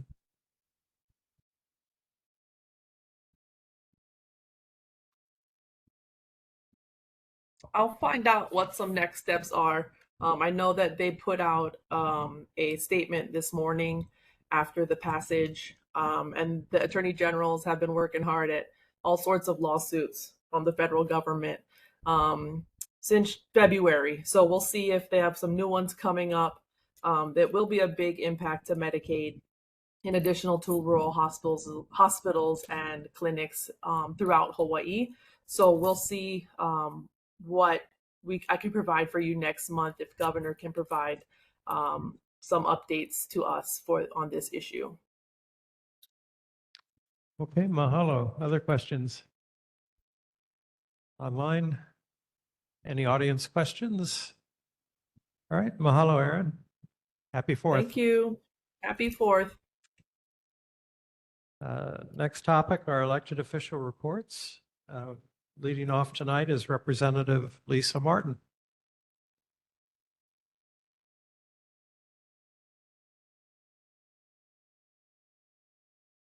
Aloha, everybody. So nice to see new faces. Welcome to the board. So I wanted to start off with 2 opportunities for the Kailua community. One is that on Saturday, July 19th, from 8 to 11 a.m., you folks have the opportunity to help pick up trash along Hamakua Canal. If that is of interest to you, we often get like tons of shopping carts and stuff like that out of the water, which is really satisfying. You can also go by kayak to see a different view. And if that is of interest to you, please go on social media, Healthy Climate Communities, and you'll see the sign-up sheet. Another thing that I came across I wanted to share that I didn't know about, every Saturday and Sunday from 7 a.m. to 5 p.m. at Kapa'a Quarry, you can now drop off not only the types of things you would normally take to Goodwill or to Salvation Army, but also construction materials for Reuse Hawaii. They'll take appliances, roofing, flooring, wood, faucets, things that if you're doing any sort of renovation or have excess building supplies, they can reuse that instead of throwing it away. As we know, we have a trouble with filling up our landfills. Another thing I wanted to mention is we have jumped through one more hoop towards improving the Kiva Ridge Trail and dealing with some of the erosion there. It was passed out of Councilmember Kia'aina's committee in the city council for an SMA permit. Now it goes to the full council. If that is approved, the work is already contracted out, and it's my hope that they could actually do the project before the rainy season comes. And maybe we will avoid yet another year of sedimentation on the reef. I wanted to talk briefly about 2 recent bill signings that I participated in. One of them was for expansion of preschool open doors, and preschool open doors provides subsidies for parents of young children to take their kids to private daycare, private preschools. It's low-income people, but we just expanded it to more working class and also expanded the age group down to 2 years old. So if you know anybody with young kids, they may not have qualified in the past for this subsidy. Childcare is really expensive. So please let them know they can go to patchhawaii.org, and apply. In the past, we expanded it because we had unused funds. We would like all of the funds used. And then one other bill signing I wanted to mention, just because it keeps getting brought up in this setting, is about, there was discussion about CRB, is we signed the bill for biosecurity. We've now changed the Department of Agriculture to be the Department of Agriculture and Biosecurity. And the biosecurity arm will have its own deputy director and be given, that kind of heavier weight to show how important it is to keep pests out, and once they get here, to do a better job controlling them. In that same bill, there was also funding, and one piece of the funding was something that I had a separate bill for that was rolled into that larger bill, and that was to fund the UHCRB response team, the emergency response team. And I'm really excited to let you folks know that they have that funding coming. And they also just very recently got their federal and state permits to do biocontrol research, which they've been waiting for that permit for a long time. And they're ready to go to bring in viruses that suppress that beetle in other places and keep the population under control, and experiment to see what will effectively kill our variety of beetle and not impact our native beetle that we have on Kauai. As a longer term solution, so all the different measures that have been discussed about keeping our palm trees alive, it's really just looking forward to a time when we have a biocontrol and everything we've kept alive can then withstand, the CRB on its own. Another measure that they talked to me about that's pretty exciting is they have been experimenting with using burlap wrapping that has the pesticide in it. So it's not actually in the tree, which doesn't pollute the flowers and the fruit, but is, taking advantage of that very effective pesticide. So they are experimenting with new things. I lied. One more bill I want to mention that we just signed into law. I wanted to mention it because Chief Justice Rechtenwald is a Kailua neighbor, and he is retiring. And over his term, his very long term at the Supreme Court, he has really made a lot of changes in establishing different courts that focus more on rehabilitation, not just punishment. And so it was very fitting that as he is leaving, we signed bills to make permanent women's court and also the community outreach court, which deals mostly with the homeless, and women's court deals with mostly women who have been, incarcerated or at risk of being incarcerated, and gives them other options like substance abuse treatment and getting their lives back together, things like that. So it's very fitting that as he's leaving, some of his initiatives are becoming permanent and got funding. And I'm available for any questions. All right, mahalo. Questions for Lisa Martin? Donna Wong. Has Department of Health looked at the health implications from using pesticides and then everybody along the highways selling coconuts? I'm not aware of, first of all, when people use the pesticides, they're supposed to keep the trees trimmed. Like the city is not using much pesticides. They are letting their trees die and replacing them with non-palm trees that provide better shade canopy. Except for like Royal Palm Drive, a few selected areas, they're not saving their trees. They can't afford to. And the state, I'm not aware of them using a lot either. These are kind of expensive things that are being used by private homeowners and maybe hotels and stuff, and they are meant to keep their trees trimmed.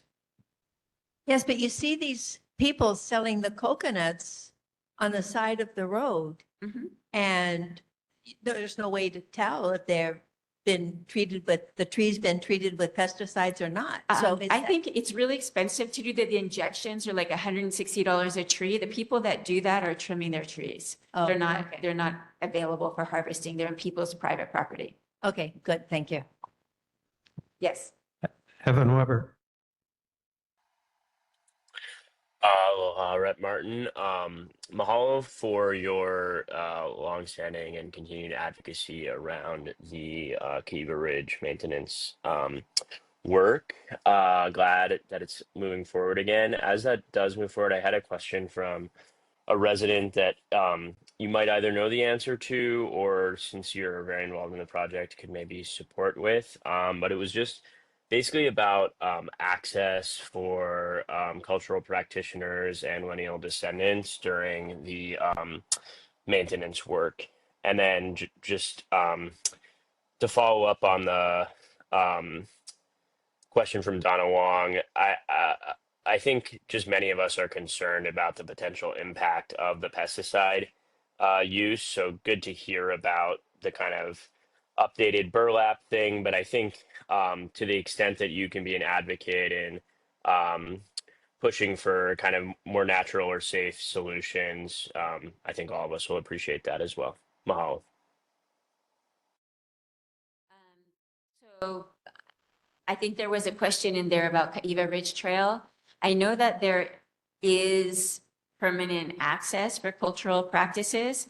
During the actual construction, they might have to take an alternative route because there might be a safety issue to go through the trail construction. But as you know, there's more than one way to get up there. Okay, I will pass that along, and mahalo. Gary Weller. Maybe about 4 board meetings ago, I suggested, after talking to the Aloha Arborists Association, which I'm a part of, there's tree trimming companies and landscape companies can go and get a pesticide license from the state of agriculture. And then you have pesticide companies that have entered into this picture also.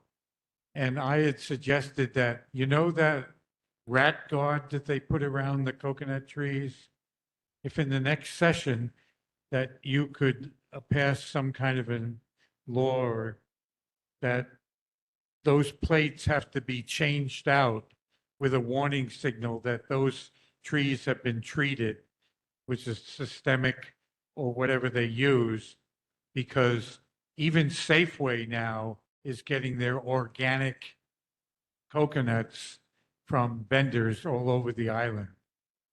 So, and to my knowledge, nobody is testing the coconuts. So it could be something. And a lot of times the property management company hires the company to go take care of the tree, and the owners might be on the mainland. They just come over here a couple times a year, or they have a tenant. They don't know anything about this. They don't tell anybody that they had the trees treated by the company, and somebody's unaware of it, and somebody knocks on the door, "Can I get your coconuts off the tree?" And nobody's really looking after this. So that's something you might consider. I talked to the Safeway manager, and he said that they're selling an awful lot of coconuts to, there's a trend right now, the coconut milk is drank and the coconut inside. And once they know it's organic, but, they're organic, they grow on a tree, but have they, there's rules for organic growing. Your farm has to be checked out by the Department of Ag, and there's all these rules. Well, there's no rules in this game. So anyway, Lisa, that I think would be something that you might get behind. Okay, thank you. Thank you. Yeah, we've got 2 presentations still tonight. Are there any urgent questions? David Lay. Real fast, not a question, but an offer up a solution. The CRB love the mulch. And it seems a simple solution is to just make available netting so that it can just be placed over the mulch. And when the CRB beetle hatches and comes up, it gets stuck in the netting and it can't go anywhere, it dies. it's a simple, natural solution. I think the main reason that it's not being utilized is that in Hawaii, the netting size is so small that it can be used when they go fishing, and it catches, if you catch fish the wrong size using a net, you threaten the fish population. But it seems to be a very simple solution. I can't buy netting myself that fits this. Okay,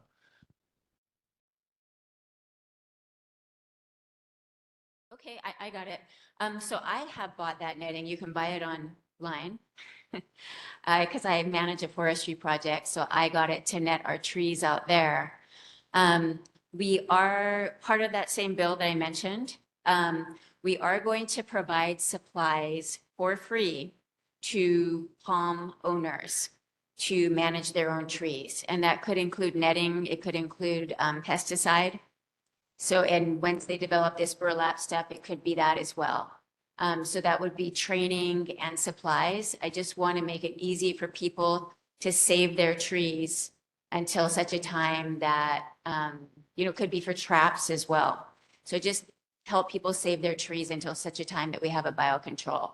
So I'm definitely with you there.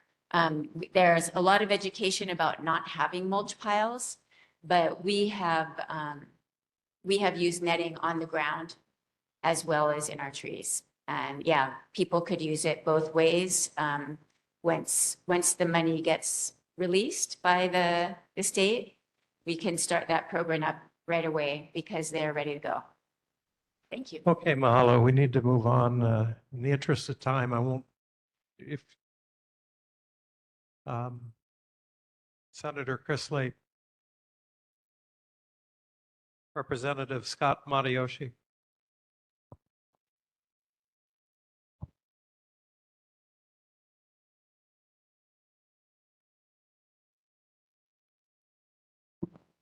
Hi, everyone. So, finally able to make it. My kids are at a sleepover at their grandparents' house, which makes me free, and I just have to spend the evening with you all. Good to see you all again. I passed a couple of bills that have already been talked about here. The fireworks bill was mine after the New Year's Eve tragedy. One of the people who died was a 3-year-old. I have a 3-year-old. It really hit home for me. So I started working on it pretty much that night that I heard it. And, I'm thankful to say that it is law now. The drone bill is another one that we just signed into law. Just to clarify, those drones need to be over public property. So they're not going to be flying over private houses. They'll be over streets or parks or whatnot. And it's the sheriffs using the drones, not just private drone operators.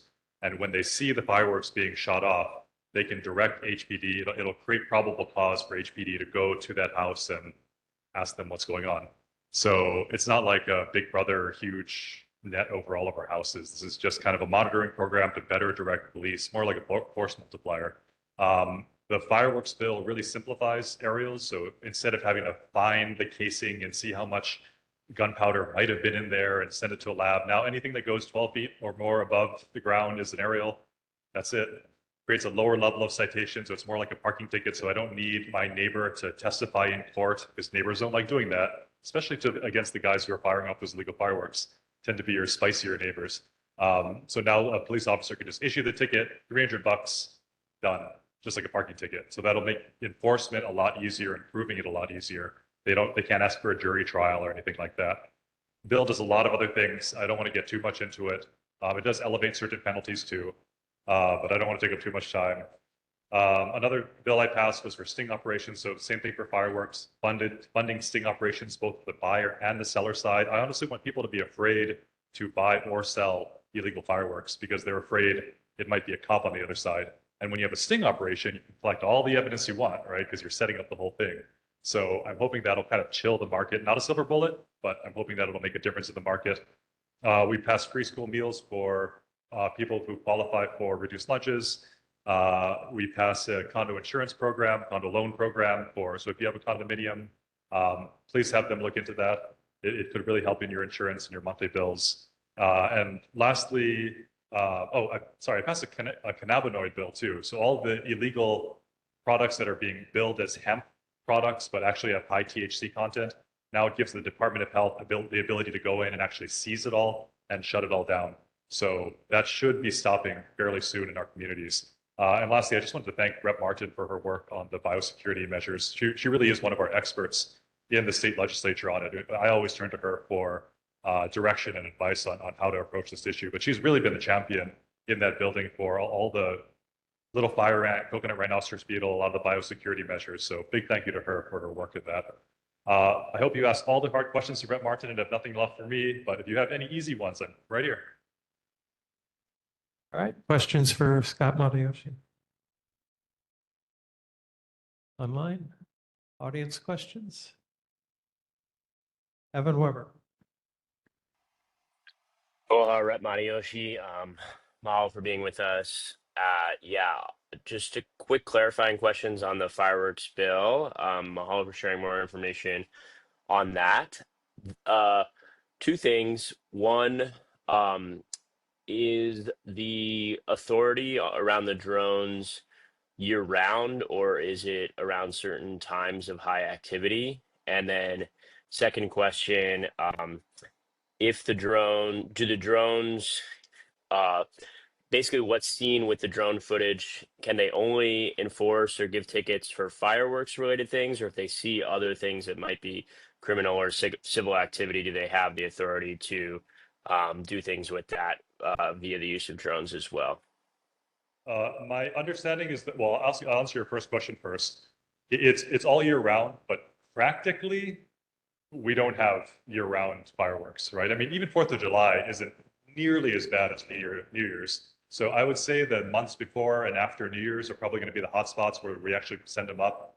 We just don't have the resources to do it all the time. And honestly, not even over the whole island. I think there are certain hot spots that we're going to try this at first, where the worst offenders are, and then we're going to kind of expand it from there. So it's not like there's going to be drones in the air 24/7, 365. This is really just trying to catch the worst times where we get the most bang for our buck. So what was your other question? Yeah, the second question was just about whether authorities have the ability to enforce or pursue criminal or civil charges around non-fireworks related activity that they see with the drone footage, or if it's just limited to fireworks activity, just because this is an expansion of capacity and abilities that is new and people might not be used to. So my understanding is that the drone footage is going to be used for fireworks probable cause to send the police there. Now, if the police get there and you've got a gun and a dead body in your yard, they're going to catch you, right? So it's not meant to be used for surveillance like that. That being said, if they monitor and see active crime going on, then I believe it probably will be probable cause for the police to go in there as well. I don't think they're going to be looking for that. I'm not even sure the drones have that kind of specificity to zoom in that close. I mean, we're looking for aerial fireworks here, not someone, lighting a joint. So, but that being said, it wasn't my bill. So if you take a look at it, I think it was HB 550, then you can see if it's that specific. Okay. Yeah, mahalo. This is obviously new kind of legal and civil terrain. So just want to make sure that people have the awareness of the impacts. Appreciate it. Yep, that's fair. Okay, well, mahalo. Glad you're able to join us tonight, Scott. Good to see you all. Councilmember Esther Kiaina unable to be with us. Senator Jarrett Keahokalole. Representative Mike Lee. Hello, this is George with Rep. Lee's office. Yes, aloha. Hi, can you hear me? Yes. Yes, well, Rep. Lee wasn't able to make it tonight, but I have a message that he asked me to pass on. So I'll read it real quick, and then if anybody has any questions, I can write them down and pass them on. Okay, so he wants to thank everyone that went to the town hall last month. Just very thankful that everyone was able to engage with the community, and he's happy to hear everyone's concerns.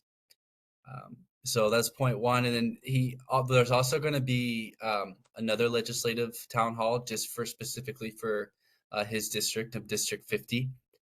This will be, mark your calendars, August 19th. It will be at the district park where a lot of the town halls are. What's cool about this one is that Speaker Nakamura is going to be there. Vice Speaker will be there. And then Housing Chair Luke Eslin and the Majority Caucus Leader, Kristen Kehalola. So that's cool. You get to engage with leadership within the House if you have more complex questions. It's a good chance to get to meet everyone. Another community concern that our office has been getting a lot lately, people have been emailing us and calling us about the district park not being open on the weekends. As a result, a lot of the youth teams have been displaced. So yeah, he's just Rep. Lee's just encouraging you, if you have someone that wants to work or retired, or even someone that just got out of high school or something, wants to work at the district park and really do the community a service, please reach out to the city and county. And then lastly, Rep. Lee said that he hopes that everyone has a great 3-day weekend and enjoy the festivals. And he will have a group walking in the parade tomorrow. So he said he hopes to see you there. We're looking forward to it. Any questions for Mike Lee's representative? Okay, mahalo, George. Representative Takuda, unable to have a representative here tonight. We move on to a number of logistical motions. I'll entertain a motion for Kailua Neighborhood Board meetings until next June being held here at the Kailua District Park on the first Thursday of the month at 7 p.m. Anyone like to make that motion? Steve Trecker, a second? A second. Donna Wong, any discussion? Are there any objections to continuing with the first Thursday of the month here at Kailua District Park? Hearing no objections, motion passes. I'll entertain a motion that the board recess in the month of January because of proximity to New Year's Day, and that the committees recess in the month of December due to proximity to Christmas. Anyone like to make that motion? So move. Donna Wong, seconded by Steve Trecker. Any discussion? Any objections to these recesses? Motion passes unanimously. Adoption of oral testimony rules. Traditionally, we allow 3 minutes for testimony and 10 minutes for presentation. I'll entertain a motion that we continue with that. Steve Trecker, second. David Laia, any discussion? Any objections to the motion? Hearing none, motion passes unanimously. Motion to retain committees, subcommittees, and their membership. We currently have 9 committees and subcommittees. I'll entertain a motion to continue all 9 committees and subcommittees. Kate Ryder, is there a second? Donna Wong? Second. Any discussion?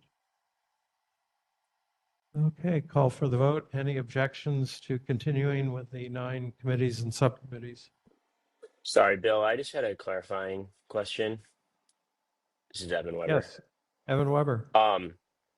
If we wanted to make changes to committees at a future date, like proposing a new committee or something like that, can that just be done by a motion and a vote at another time? Yes. Okay, well, no further discussion on my end. Any objections? Motion passes unanimously. Next item, reports from members who attended other meetings. Any such reports tonight? Hearing none, we'll move on. Next item are presentations. We have 2 presentations tonight. The first are the results of our 2025 annual Kailua Neighborhood Board Survey. Levani Lipton.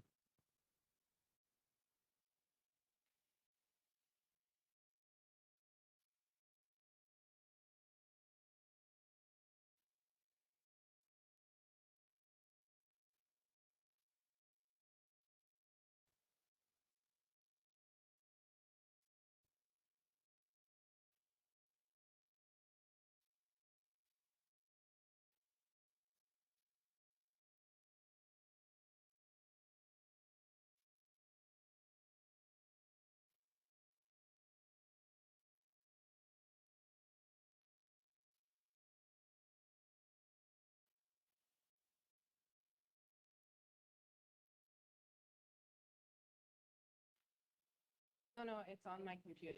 I'm in the meeting right now. Says unable to screen share.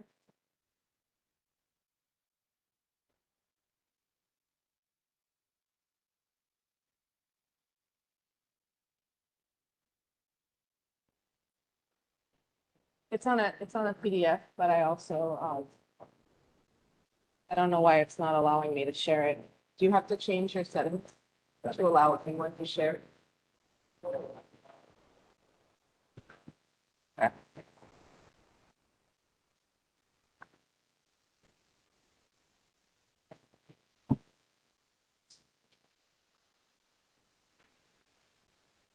I can start explaining it.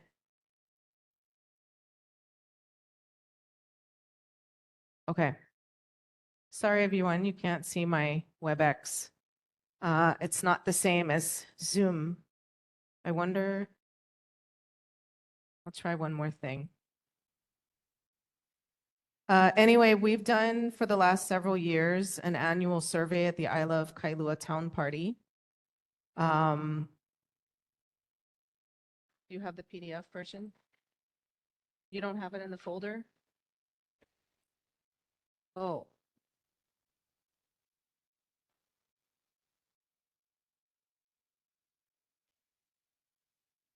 Okay. Let me just ask a question. Do you want to get this when we can get it up and running because of the graphics, or do you want me just to walk through it? They speak for themselves, right? Should we make a motion to move it to another meeting? All right. Sorry for the technical difficulties. I am logged into WebEx and I'm not able to show you the presentation, which it would be more challenging to describe the survey results without you seeing all of the graphs and the data for yourselves. So I'm going to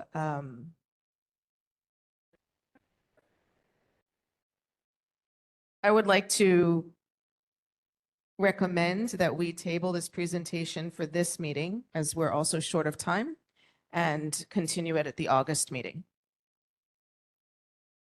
Okay, we'll defer this presentation. If you're able to, if you are able to share screen, we might be able to come back to it as the second presentation. But right now, we will move on to DTS Transportation Demand Management Interactive Parking Scenario. We have with us Becca Steinauer, the H&L Connect Project Manager. Go ahead, Becca.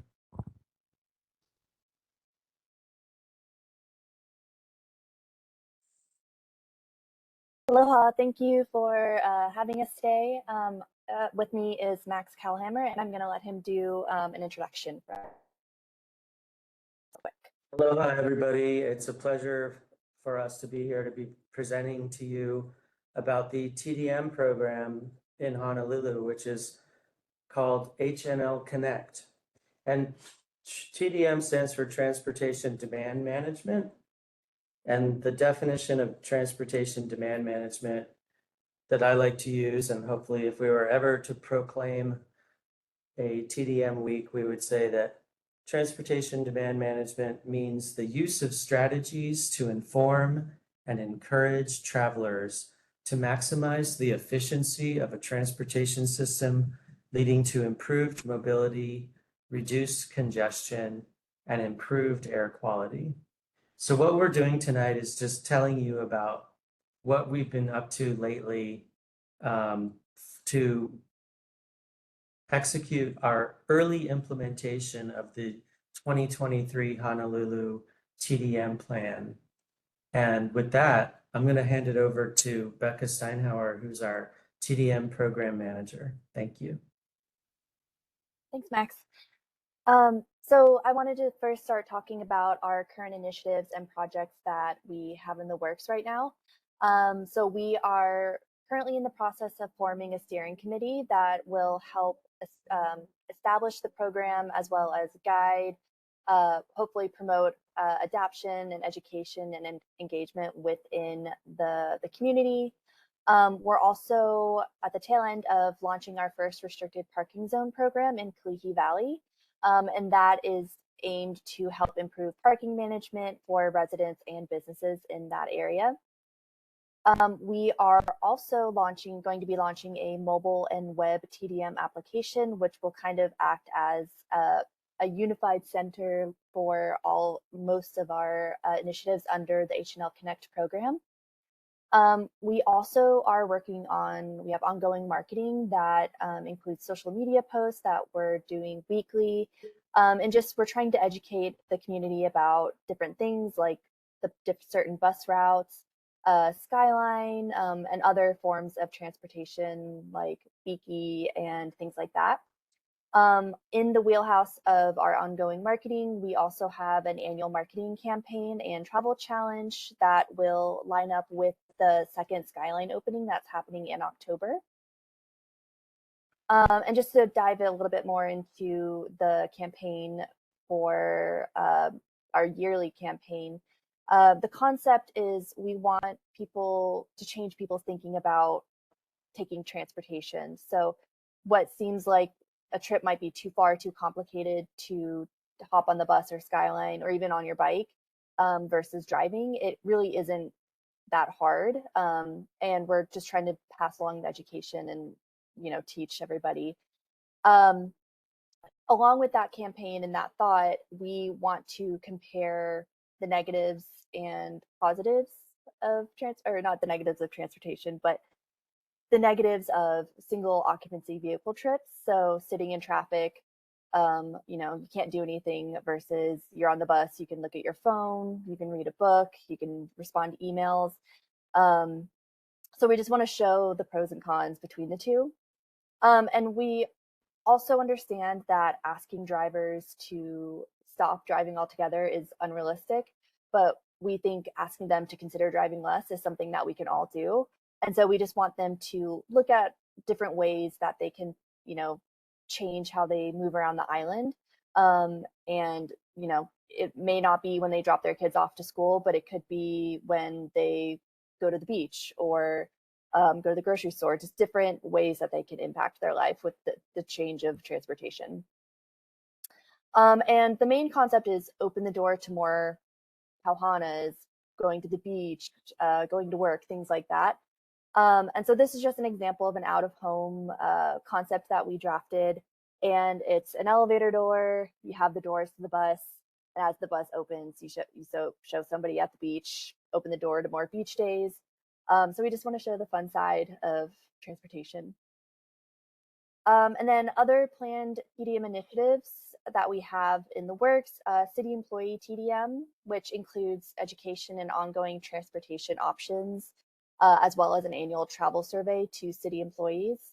The City Holo Badge program that offers free transit passes to city employees that hold a city badge. That was actually launched 2 days ago. We also have ongoing education for public officials. We are going to be relaunching the van pool subsidy program. And then we're also coordinating with the state on their Hawaii rideshare site, which creates a carpool matching form for the city. And then citywide multimodal efforts, support, ongoing program monitoring, and then also on-street and off-street parking policy reforms through legislative proposals. And then we wanted to talk a little bit about some facts about the Kailua public parking and parking demand. And I'm going to pass this over to Max to talk about it in more detail. Thanks, Becca. So we just wanted to summarize what kind of parking assets the city and county has in Kailua and talk a little bit about the demand. So in Kailua, there's the municipal parking lot, which is undergoing some construction, and their foreseeable future, there will be construction to upgrade it and renovate it. And hopefully the end product will be very satisfactory, and we understand the frustration in the meantime, but it's 135 public metered stalls. And by the time that construction project is over, it might be a pay station lot or some kind of a concession controlled access. And the Department of Design and Construction is heading up that project. So questions about the project and the phasing should probably be directed to them. And it's the fall, winter 2025 anticipated start date. There is some archaeological requirements for them to go forward, so that's why they're doing it in phases. The pay stations and the concession might, come right as the project finishes, or maybe sometime after. And the Lanihuli Elderly Parking Garage on 25 Aulike Street, there's 140 public metered coin-only parking stalls right now, but the same kind of changes could occur in the future in terms of what kinds of metering and payment system there is. There's currently 21 reserved residential elderly housing parking stalls there too under a comprehensive agreement. On-street parking is 191 public metered spaces on 6 streets, including Malineo Avenue. And right now we have meters that sense occupancy. They've been installed over the last year or so. So out of the 326 operating stalls with smart meters, in May of 25, there are 54,870 transactions, and 53% of them were with credit card, 38% with cash, and 9% with app. And those figures have pretty much held true ever since we installed those smart meters. And I must say the compliance, the paid compliance in Kailua is relatively high. It's about 69%. So that means whenever a car is parked in a metered spot, 69% of the time that sensor senses a car, it's under compliant payment. And if there are any questions about that, you can always ask, but I'll let Becca finish the presentation. Yeah, so I think that's the end of our presentation, but if anybody has any questions about anything we talked about, we're open to taking them. All right, any questions? All right, and I think we have an interactive demonstration at Transportation next month. I have a Donna question. Long. I have a question on the parking stalls. Why are you changing the meters why are you changing the meters? Didn't you just put in new meters a few years ago? Are you talking about at the municipal lot? At the municipal lot, yes. Because we've always felt ideally that that it's a good candidate for a pay station lot where the enforcement and the convenience for the customer would be enhanced or improved.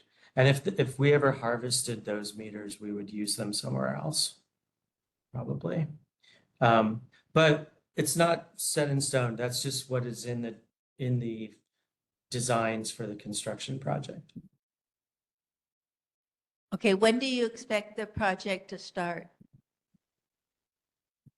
I'm just saying fall, winter 2025 and on the slide. And I think DDC would be able to give you a more accurate answer. Okay, and the trees in the parking lot, have they been assessed? Are there any that you're going to have to remove? The only tree that I know about that has been assessed, there has been a business that has offered to remove it ahead of time, and I don't think DDC has agreed to do it. So again, I think that the question about the trees assessment is also with DDC. Okay, thank you. Okay, any other questions? All right, we appreciate the presentation, and the survey will be deferred to next month. We Thank move you. on to the next item on the agenda, which is the approval of minutes of Thursday, June 5th. Are there any corrections or changes to the minutes? Hearing none, the June minutes are approved. Committee reports are published. Any committee chair wish to expand upon their reports? Hearing none, the committee reports stand as published. Committee membership motions. Now, this is the time when, if anyone would like to join a committee, we take that up, and the challenge to our 7 new members is to consider committees to participate on. Would anyone like to join a committee? Yes. So before we do that, can I just say one thing about the Parks Committee meeting next week?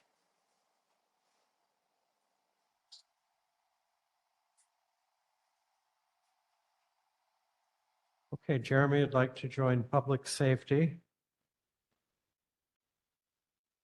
and homelessness. I'm sorry? And community engagement. Excellent. Anyone else like to join a committee tonight? Max Markich?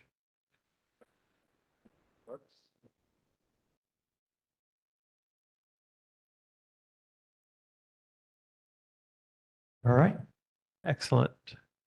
Yes.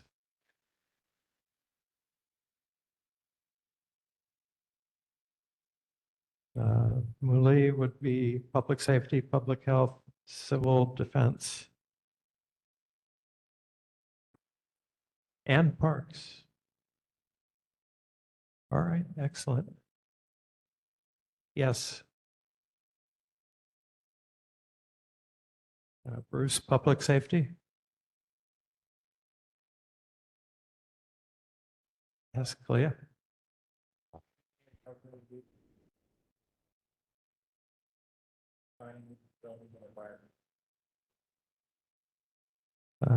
Okay.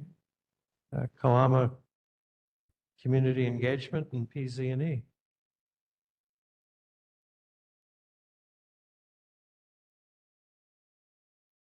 Wow, this is great. Anyone else?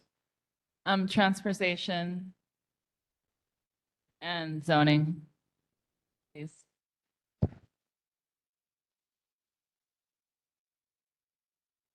Jennifer Barra for transportation and zoning. Anyone else? Okay, this is really important to restock our committees. I'll entertain a motion to add Jeremy to public safety, public health, civil defense, and homelessness, and community engagement, Max to transportation, Wally to public safety, public health, civil defense, and parks, Bruce to public safety, public health, civil defense, Kalama to community engagement, PZ&E, and Jennifer to transportation and zoning. Anyone like to make that motion? Okay, Lavani, seconded.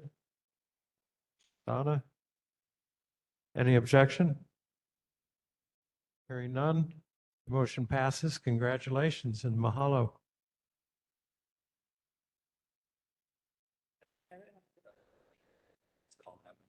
Um, Not right now.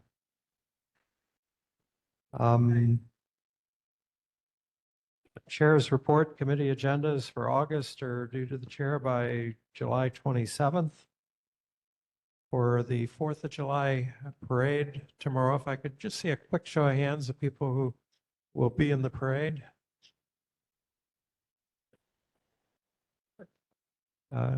Be at the parade tomorrow? A show of hands? Okay, great. We're going to have a good showing tomorrow. And you have to be in place not later than 9 a.m. I think 140 is the estimated spot, 140 Anoni Street. Please be there before 9 o'clock. Kailua is shut down by HPD promptly at 9. And let's have some fun tomorrow. Okay, this meeting is adjourned at 9:53.